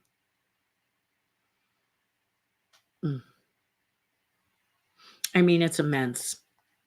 It is so friggin' big. Now they have these teeny tiny baby ones. I'm looking at all the baby ones, all the baby ones, all the baby ones, and a keychain, and the baby ones. Lots of baby ones. I don't see that. Oh, there's some that are broke. Ooh, there's some cool ones in here. There I go, down a rabbit hole. You ever gone down a rabbit hole? I'm about to go down a rabbit hole.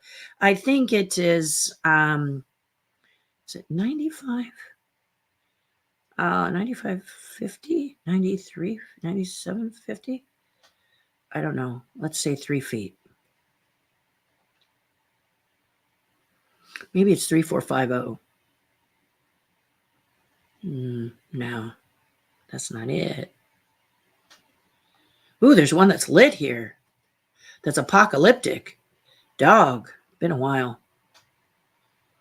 All right. Okay, one more thing I can do to answer that question. You can actually Google it, but I'm trying to. That's not the one.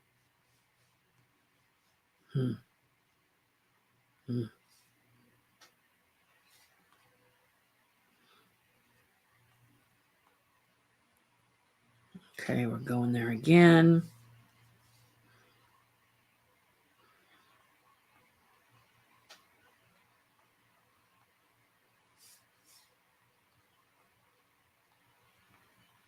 I'm going to find out what date it was. What's neat is you guys making me look this up. It looks like the bigger ones are not available here. And that means that's the time to put, oh, here it is. 3450 is the set. He writes very rare right now. He's asking 2000. But the date, let's see if it says what the date is on it.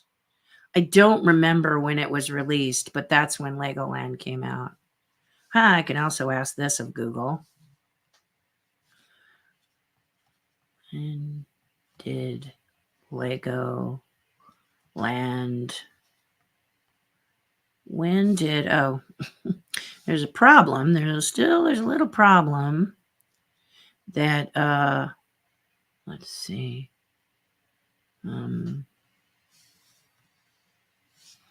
Let's go back. All the way back. Because it collided with another thing. So when did Legoland open? California open. I could have asked this on the record. I know you're saying that right now.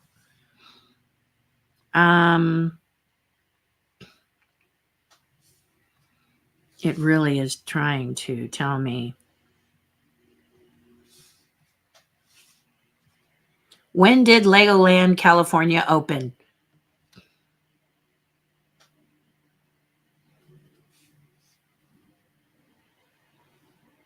Boy, it doesn't seem to want to tell me.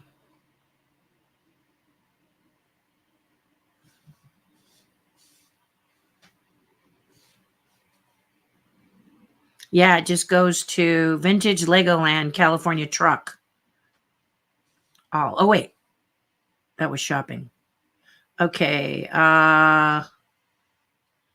Legoland. It says, no, that's a Disney California ad. 2012 was the hotel. Looks like maybe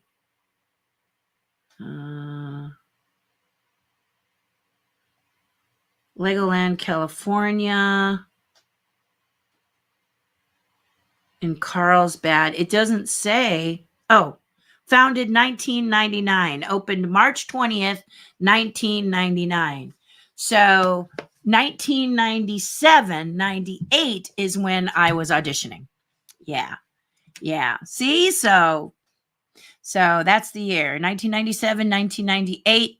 It took them about 2 or 3 years to put it together. So I remember hearing it about between 95 and 96. I heard that they were going to build it. So that's when I started looking for a kit. And then I started to design, and it wasn't all roses, guys. It was a lot of experimenting, like I said about these Titanic folks. And the Titanic folks built, tore down, built, tore down. These guys from Lego who were designing the actual kit that I now get to assemble and have fun with.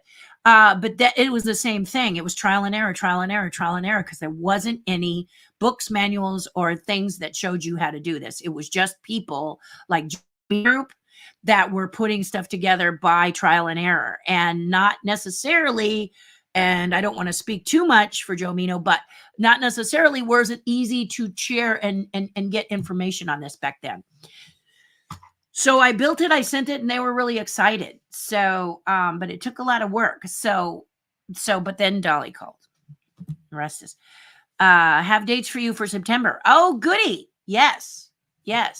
Not dates as in I have my date, my husband, but he means he's coming out. One of the best friends from high school in Huntington Beach worked with Kevin Yeager on Honey, I Blew Up the Kids, HBO's Tale from the Crypt. He co-operated Crypt Keeper, Terminator 2, and later co-founded Blur Studios. Yes, I know Kevin Yeager very well, actually. Yeah. How about that? Congratulations. Woohoo. What award did your husband, Lindsay, win? I can find that info. And I used to remember, I think you shared the info at our chapter at the park meeting when it was held in Garden Grove, Friends of the Mouse meeting, the same venue. Yes, Diane. He's won a lot of awards, about, off the top of my head, 8 Emmys, 3 or 4 Golden Mics. There's one called the what is it called? A Pro Max Award? Yeah, he's won several. Yeah, he's really good. The one he really likes is this, I forget the name of it, but the icon is Mark Twain, and that's his favorite. But his dad was Keith Jackson, the sports announcer, and Keith used to say awards and a cup of coffee won't get you much. But I think that you celebrate that because your peers are voting for you. You don't use it as a doorstop, just my opinion. And when people visit us, they like to look at those too. Those are real special, just as special as looking at my sculptures. So that's important, to celebrate that. And he's very modest, unlike his wife. He's super humble. So, but women have to, a lot of times women got to fight, don't they? Men got to fight too, but yeah, so that's the deal. But thank you for asking, Diane. Hello, honey. Bella, we haven't seen you in forever. How are you doing? Bella, our member of Terry's tribe as well, out of the UK. I'm hearing the UK is opening up, so I might get to come and visit you guys. It probably won't be this year, guys, but we'll plan for the 2023, okay? We'll see what your schedule's like and my schedule's like, and I'll come out and see you, because we were supposed to do that during the pandemic and everything closed down, and I didn't get to see everybody. It was a heartbreaker. So I am going to be traveling to the UK, and I'm shooting for 2023. So if you guys are game, I'm game. And Bella, how nice of you to check in. So kind to you. Barbara Stanwyck, that's it. Thank you, Jacob. Yes, the Barbara Stanwyck Titanic. That's what I can say. The movie. We're bouncing around. We do that. I do that. Okay. 1953 Titanic. It's really good. It's really, really a good one. It's really, really special. It has Thelma from Thelma's last name, Ritter. Is it Thelma Ritter? From Rear Window with Jimmy Stewart. She's so good. What a great actress. So it's got a lot of yummy people in it. Yeah, a lot of good people in that one. A lot of good people. Titanic 1953, Clifton Webb, very good. Barbara Stanwyck, really wonderful, from 20th Century Fox. One of the people I absolutely love in the movie is the little boy who plays his son. So their son. So just great stuff. Just really good. Thelma, like I said, Thelma Ritter is in it, and a plethora of people. But it's a great movie. It's black and white. You have me at hello with black and white. Thank you, Joe, for digging that up. I appreciate it. The British Titanic is a night to remember. I was right. It's really good too. That one, Night to Remember, is a little scarier, but both really good. Really, really good. Did you ever watch a series called Dead Like Me? It was only on for 2 seasons, but it's really, really good. Mandy Patinkin was in it, and I can't remember the young lady, but it's about reapers, people who are reapers, and how they catch souls so that they can, they have to pull them out so that they can move on to the next life. Anyway, it's really cool. And there's a wonderful woman. She's the voice of Bart Simpson. And she was playing a character in that series, and she was a Titanic. She had gone down in the Titanic. So yeah, so I looked at her, so it's amazing how it all sort of intertwines and threads come back and weave like a cat's cradle. It's kind of cool, huh? Yeah, thank you. Joe, there you are. Titanic isn't the largest part count. The world map is 11,000 pieces. I have that one. Wow, but they're counting all those dots. But you know what? Now that you say that, Joe, that's really good, because I do have that map, and I got it because I wanted the panels on the back, and some of the colors are really good. They got a lot more white than I need, but that's okay. The thing is about that map that I really, really like about it is that I can take the area of that map and 11,000 dots and realize, well, it's not fully 11,000 dots because you've got those little bracket pieces and the little pieces that put them together and all of that. But I can break down how many dots there are and kind of get an idea based on the size of that one, my mural. So it helps me to do the math, So that was the reason I grabbed that one. But I love that set. Yeah, it's never going to be a world map, though. It's going to turn into a dragon. Just like you told me. 11,000 pieces on that map. Woo! And I have that one. Myrna says she is jumping in late, but she's glad to see me and all of you, and I'm glad to see you too, Myrna. Thank you. I cannot express how much the tribe means to me. It is such a wonderful group of people. I made such wonderful new friends when joining. So sad I've been too busy. I haven't been able to get to be as active as normal. And Nate has a special ability too. If you are a collector and you need to find out what some of your stuff is worth, Nate is a genius when it comes to that. He may not be able to find everything, but he has some tools that he's done that help you to find out. So before you just throw it up on eBay with an idea you think might be good, you might and you are a part of the tribe, that gives you the opportunity to talk to him about your collection as well. So there's, like I said, there's a lot of creative people at various levels. His husband did this amazing, and I hesitate to say what I call it because it's a cat box, but it's not a cat box like you are thinking cat box. It is like a little condo for cats where they go in and they can do their business and come out all privately, and it looks kind of like a coffee table. It's really amazing. And he did a spotlight and we saw it and we loved, he kind of showed us how you display your collection. So on Nate's spotlight, he talked about his collection, and then he showed us this beautiful creation that his husband Kevin did. So we get to see all kinds of things. And I don't think I'm talking out of turn by sharing that with you from the Terry's tribe, but it is amazing what you learn about, what I learn about you and what you learn about me. Yes. And we talk kind of deep about it. All right.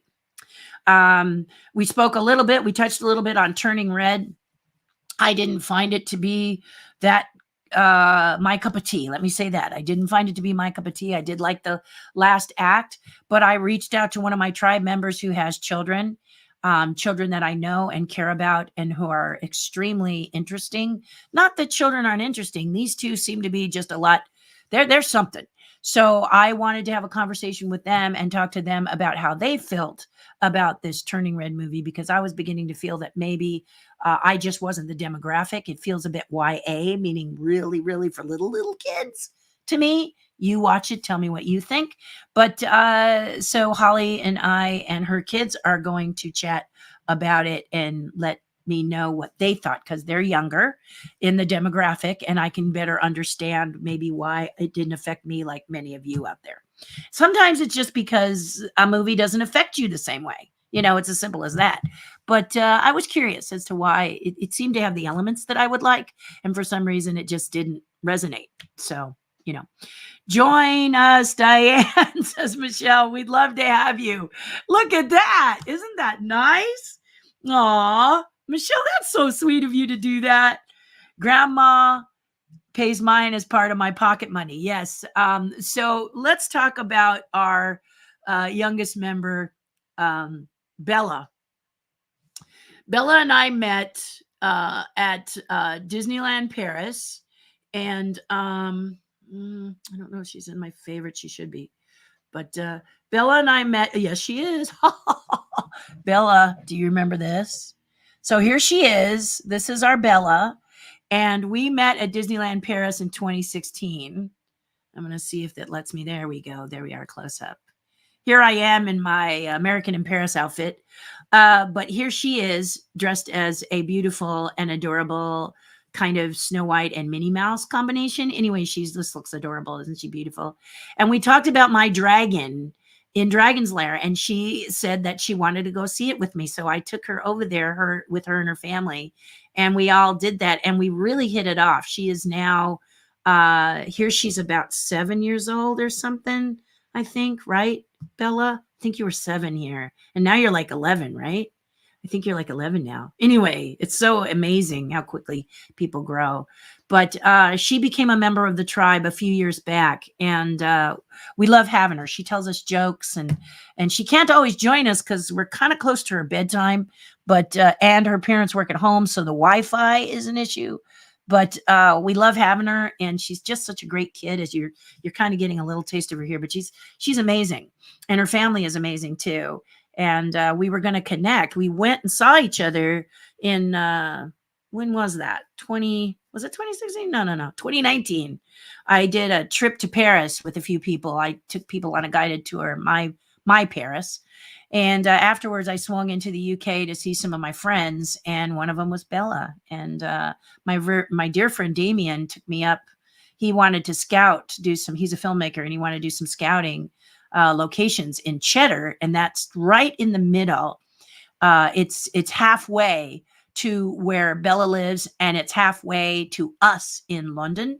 So we met in Cheddar. I had never been to Cheddar. Cheddar was amazing, and we had lunch and we got to visit and stuff. And I took her a traveling bag that was Disney because I thought she needed something fun.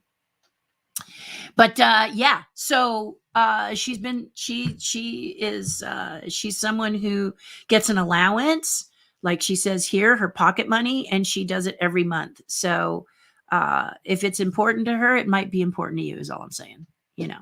I mean, and you get to meet her when she's on, which is worth it. It was worth the price of admission, really.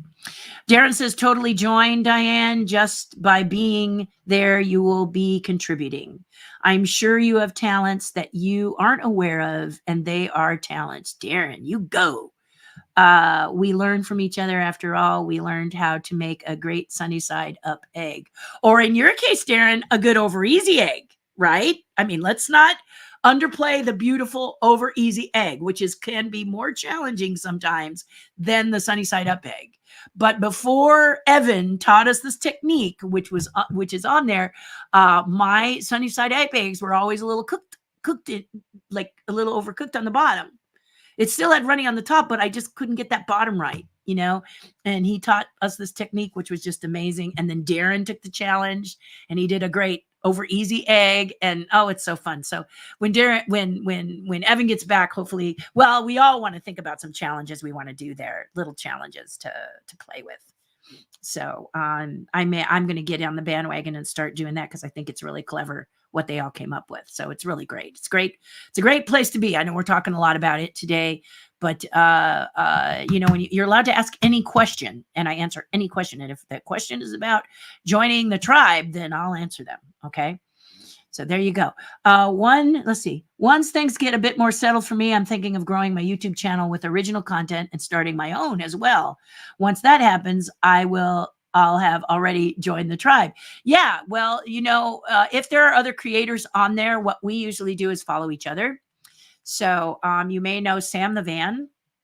Sam is an author and he travels around in a giant van. We follow each other.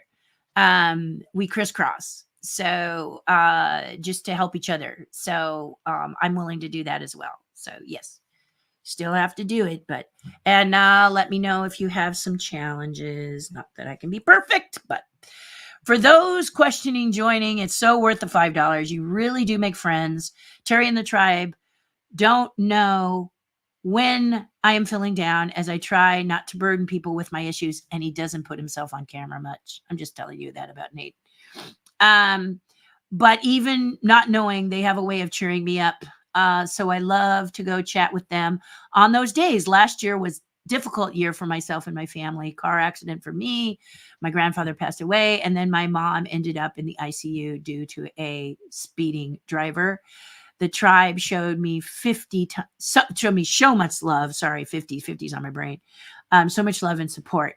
And yeah, we did. And I actually got to meet his mom. She's really super sweet. And we just kept, you can post it to our private page and we cheer you on. Sometimes people in a public page get a little bit tired of that kind of thing, but we don't on the tribe. And I'm not saying all of you, so please don't get all, bent, but sometimes people don't want to look at the melancholy. So in the tribe on the Facebook page, because we're family, it's how it is, I mean, you can't pick your family, but this is one that we picked. So, we picked this family, and this family is all about, helping people, feel positive. Deanna Shanley, who we call her Dr. Doolittle. She's a real animal person. And she just decided to do something, and we all celebrated it for her. So it's all different things. Liz Reed out of the UK did her first painted mural, and everybody supported her during the pandemic when painting it. She ran into a couple of challenges, and everybody rallied around to help her get back on track. She was kind of frustrated because it was her first one. She hadn't painted, and then she's painting a mural. She's a lot like me, I guess, in that respect. Do big. What do you got to lose, right? So, so lots of support there. Yeah, I think yeah. There are 2 Facebook pages for Maynard. He is a great artist also. Well, this is what he was saying, is that's what he started doing, is his art. And then him and the being a cast member found each other. So go to those Facebook pages, and see what he's doing. And he might tell you what he's going to be doing for his retirement. And you can go, celebrate him and say howdy, right? And say, hey, have a good retirement, and we'll catch you on Facebook. Mm-hmm. You're awesome. No promises, but hopefully I'll be on to do the reveal this coming week. Well, and Nate, this week is a spotlight. So don't feel bad if we won't reveal next week on Wednesday's Zoom. We will do it the week from Wednesday, okay, near the end of the month. And the reason we'll do that is because Evan's going to be on the spotlight. So you just kick back, relax, get the stuff that you got to get done, and join us for the spotlight next week if you can. Mummy has a promotion at work, so she's going in 2 days. So all in June, I can hopefully join the Zoom again. Yay!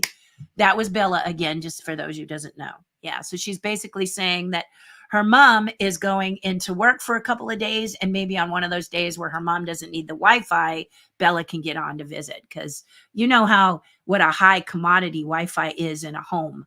When everybody is working at home, all of a sudden you realize that your Wi-Fi is questionable. Yeah, that's great, Bella. I'm excited. I actually don't get in fights on YouTube. I just Gotta stop doing that on Facebook. Stupid viral videos are designed to get you riled up and upset. Gotta stop watching those and commenting. Yeah, and also they're clickbait. I fell into a clickbait and I was really upset, Joe. So I feel for you. Okay. The thing said that the Matterhorns were not the clickbait statement was Matterhorns were going to be eliminated at Disneyland, and I lost it. Now I didn't comment because, and the reason I didn't comment isn't because I was more savvy than you. I didn't comment because I went to the tribe and I asked them if that was true, because I knew there was fake news.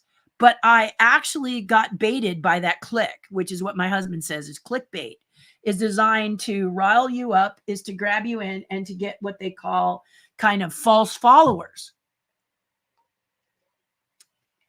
I don't want false followers, and I certainly don't want to do clickbait. And right now, it's kind of a catch-22. No one will advertise on my channel, which means I'm commercial free right now because I don't have that high number. That could be a good thing. Be careful what you wish for, right? Yeah, be careful what you wish for. Absolutely. So we'll see. So Joe, I agree with you. Always read your email before you send it 3 times, okay? That's not me. That's Jim Rohn. Jim Rohn said, wait 3 seconds before you enter the intersection. And that has many connotations. Read that email 3 times. Count to 3 before you send it and read it again, just to protect yourself. Because sometimes, walk away from it and come back, just do those things that'll protect you. Because I agree with you. They're just egging you on. That's what they're trying to do. And it's not cool. Nate says, love Bruce. Yes. Bruce is part of the tribe, by the way. Yeah. Angie says, I do remember you doing Christmas special with Dolly now, but I'm glad I forgot to see that picture of how fantastic. Yeah, go Angie. Go Angie. You can always ask. You know me. Were you able to have the convention with the conversation? Not yet. Not yet, because here's what happened. Okay. Here's what I believe is really true. So my husband had said to me the other day, he's not so sure about things like divine intervention or karma. Okay. His wife believes in karma. She's seen it in action. She's seen divine intervention. I've seen miracles. I believe in all of this stuff. Okay. I also believe in speaking what you want. Okay. God hears. If you're not a God person, the universe hears. If you're not a universe person, whoever, something is listening. All right. I'm going to give every one of you something. But in my case, I'm going to say God hears. And you speak it out loud.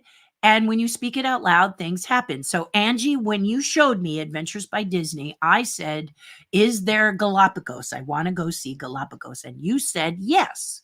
And you gave me a link. And I went and I looked at that link. And then I reached out to this lady and I wrote in the email, don't contact me on the weekend. And guess what she did? Yeah. I'd love for people to read the email. They just read yes and they call. I love your energy, but I'm not picking up during the weekend. It's not going to happen. That's my time off, and I cherish it greatly. So I did not get back to her. And here's what happened magically to my mailbox. All kinds of travel companies sent me things specifically on, you guessed it, Angie, Galapagos. So now I have a stack of Galapagos. And I'm going to take, once I finish my hard work, I'm going to reach out to them and see which one is going to give me the best deal. I want to do an Adventures by Disney very, very much because I want to see how they make it special, how many people they have. I saw this Africa, because Africa is the other one. I saw this African safari through World Wildlife. I used to do sculptures for World Wildlife. And their Africa excursion is $11,000. Oh my God, how I wish I could afford that. It is 8 people and some guides. I know that would be a great trip. because if you got too many people, the animals don't necessarily come out. They are wild after all. But it just sounds fantastic. It is great for an artist. I would take a good size paper. I'd be sketching, painting. I'd be going crazy trying I would just have such a good time. I would love Africa. But that's a chunk of change. That's an investment. So I need to speak with them and see what the situation is. I always will look to see if there's something I can do. Maybe we can trade a little stuff. So but I love National Geographic. Their tours are amazing, also intimate. And then I love World Wildlife Foundation. Their stuff is fantastic. And then Adventures by Disney is good. But there's all kinds of ones that are sending them to me now. So I'm getting piles and piles of Galapagos, which really makes me happy. It's just a matter of taking one of my days and dedicating it to researching it. So I'll keep you posted, because I did look at the website and it is amazing. It has come down quite a bit from where it was. And I'm excited because I'd like to see what Adventures by Disney does in adventures that aren't necessarily Disney adventures. Yeah, just to see if I like it. So thank you for asking, Angie. I will keep you posted on it. Carrie Kusuhara, is that how you say your name? 21042 with a question mark. Oh, you were trying to guess the number of the Lego set. It is, what did I say it was, sweetheart? Let me pull it up again. It is, Legoland opened March 20th, 1999. I'm just going to mention that again. But also it was kit number, I'm going to look because no, I was trying. I don't have any more open tabs, but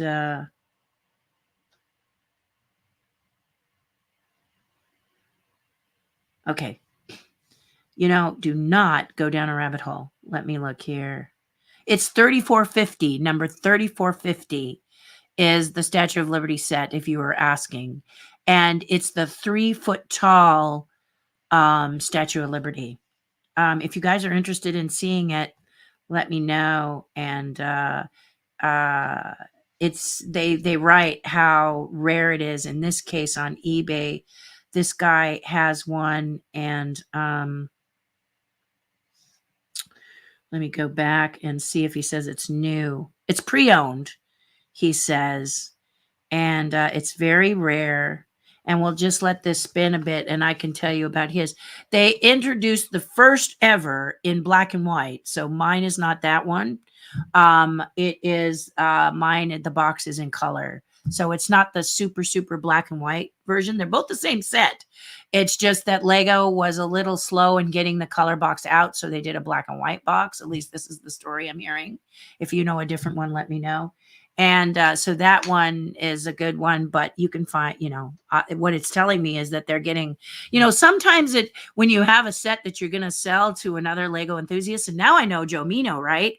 So we may just show it there and let somebody buy it at the convention, then I know it's going to a Lego person, right? And, depending on the price, and it's owned by an Imagineer, all of that stuff. So we won't jump, right? Legoland open. There it is. Thank you, Darren. And there's Nate. He's on it too. You guys are great. You guys are so good. Why do I even do it? I should just let you guys do it. And Mom found it. Oh, your mom found it. Okay, Nate. She's like, so in that time, I had been reading about it.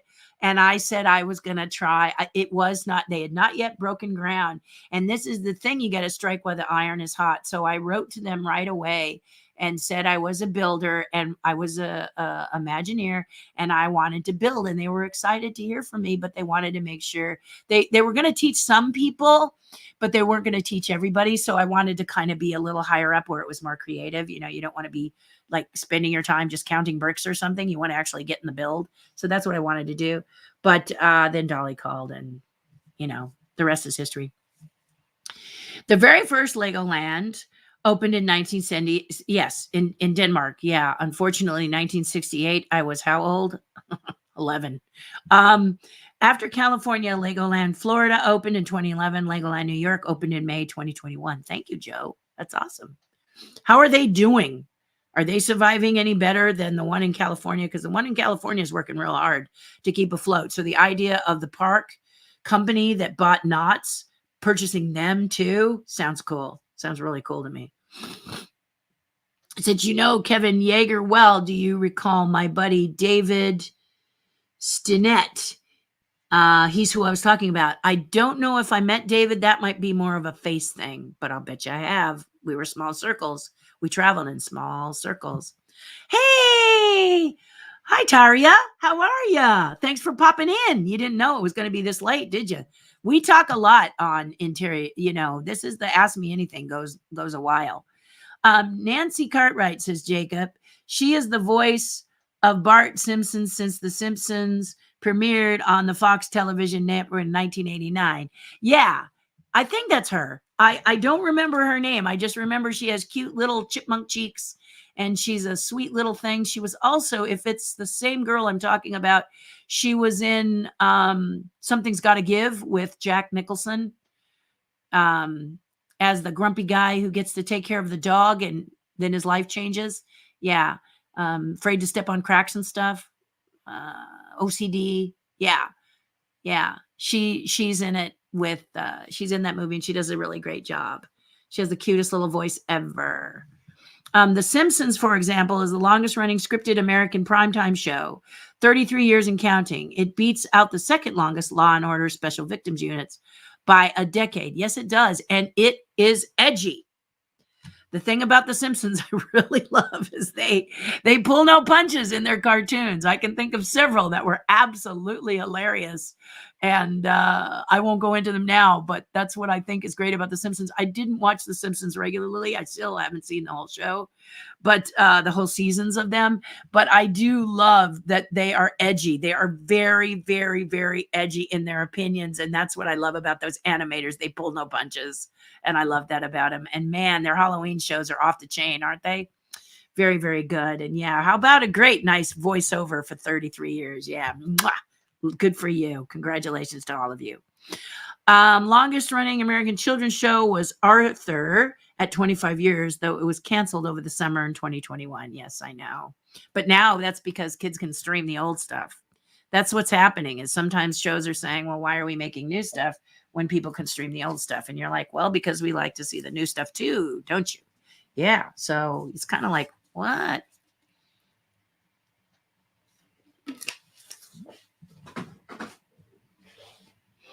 But they do that. Yes, indeed. Wow, I was only 5, I think. Yeah, maybe. I thought you were 7, but maybe only 5. You know me in math, Bella. But you were adorable is all I remember. Jacob says, Bella, here's a joke for you. How does the Easter Bunny stay in shape? He exercises. Oh, Bella, isn't that cute? Jacob needs to join us, don't you think? He needs to be in the tribe. You guys could have joke wars. It would be a lot of fun. That could be a lot of fun. Just kidding, he says. No, I mean, you guys could. It was a lovely day. It was a lovely day. Phew, Jacob. That joke is right. Phew. Oh, boy. And he writes back to you. Oh, the conversation. I have to go to bed now. Yes, you do. You're probably up way past your bed night. Good night. We love you, honey. Thank you for joining us. I've missed you. Yeah, we're going to get this trip happening, okay? So don't lose hope. That pandemic is going to get to a point where my husband will be a little calmer about me flying, and I'll be a little calmer about me flying, and then we'll fly, okay? Yeah, right now he's nervous about me flying. So I've promised him that if I can drive to it, I'll go. But if I can't, I'll wait a while. Yeah, and it's too bad because American Airlines wants to make me like platinum level or something. But they want it for this year. I don't know if they'll offer it to me next year. But I'm not going to fly a lot. So why would I bounce up to platinum level when it's not really going to benefit me? But I think they told me I have till the end of May to make the decision. So if things change dramatically, then maybe I'll do that. But right now I'm kind of like, yeah, lots of fun stuff. There is a new there is now National Geographic tours by Disney. Oh, really? I'll check those out. Because it's kind of neat to have the Disney spin on stuff, because when it comes to these things, like for example, the Disney cruises, they're very detailed. And he's not on this time, but last Friday, we were told by a couple of people who cruise a lot that that's really the way to enjoy themed, is to go on a cruise. So we were talking about the Star Cruiser Hotel in Walt Disney World, and many people said skip that and go on a cruise, because you get 5 days, you get to see props, you get pools, you get spas, you get food, you get shows, and you get air.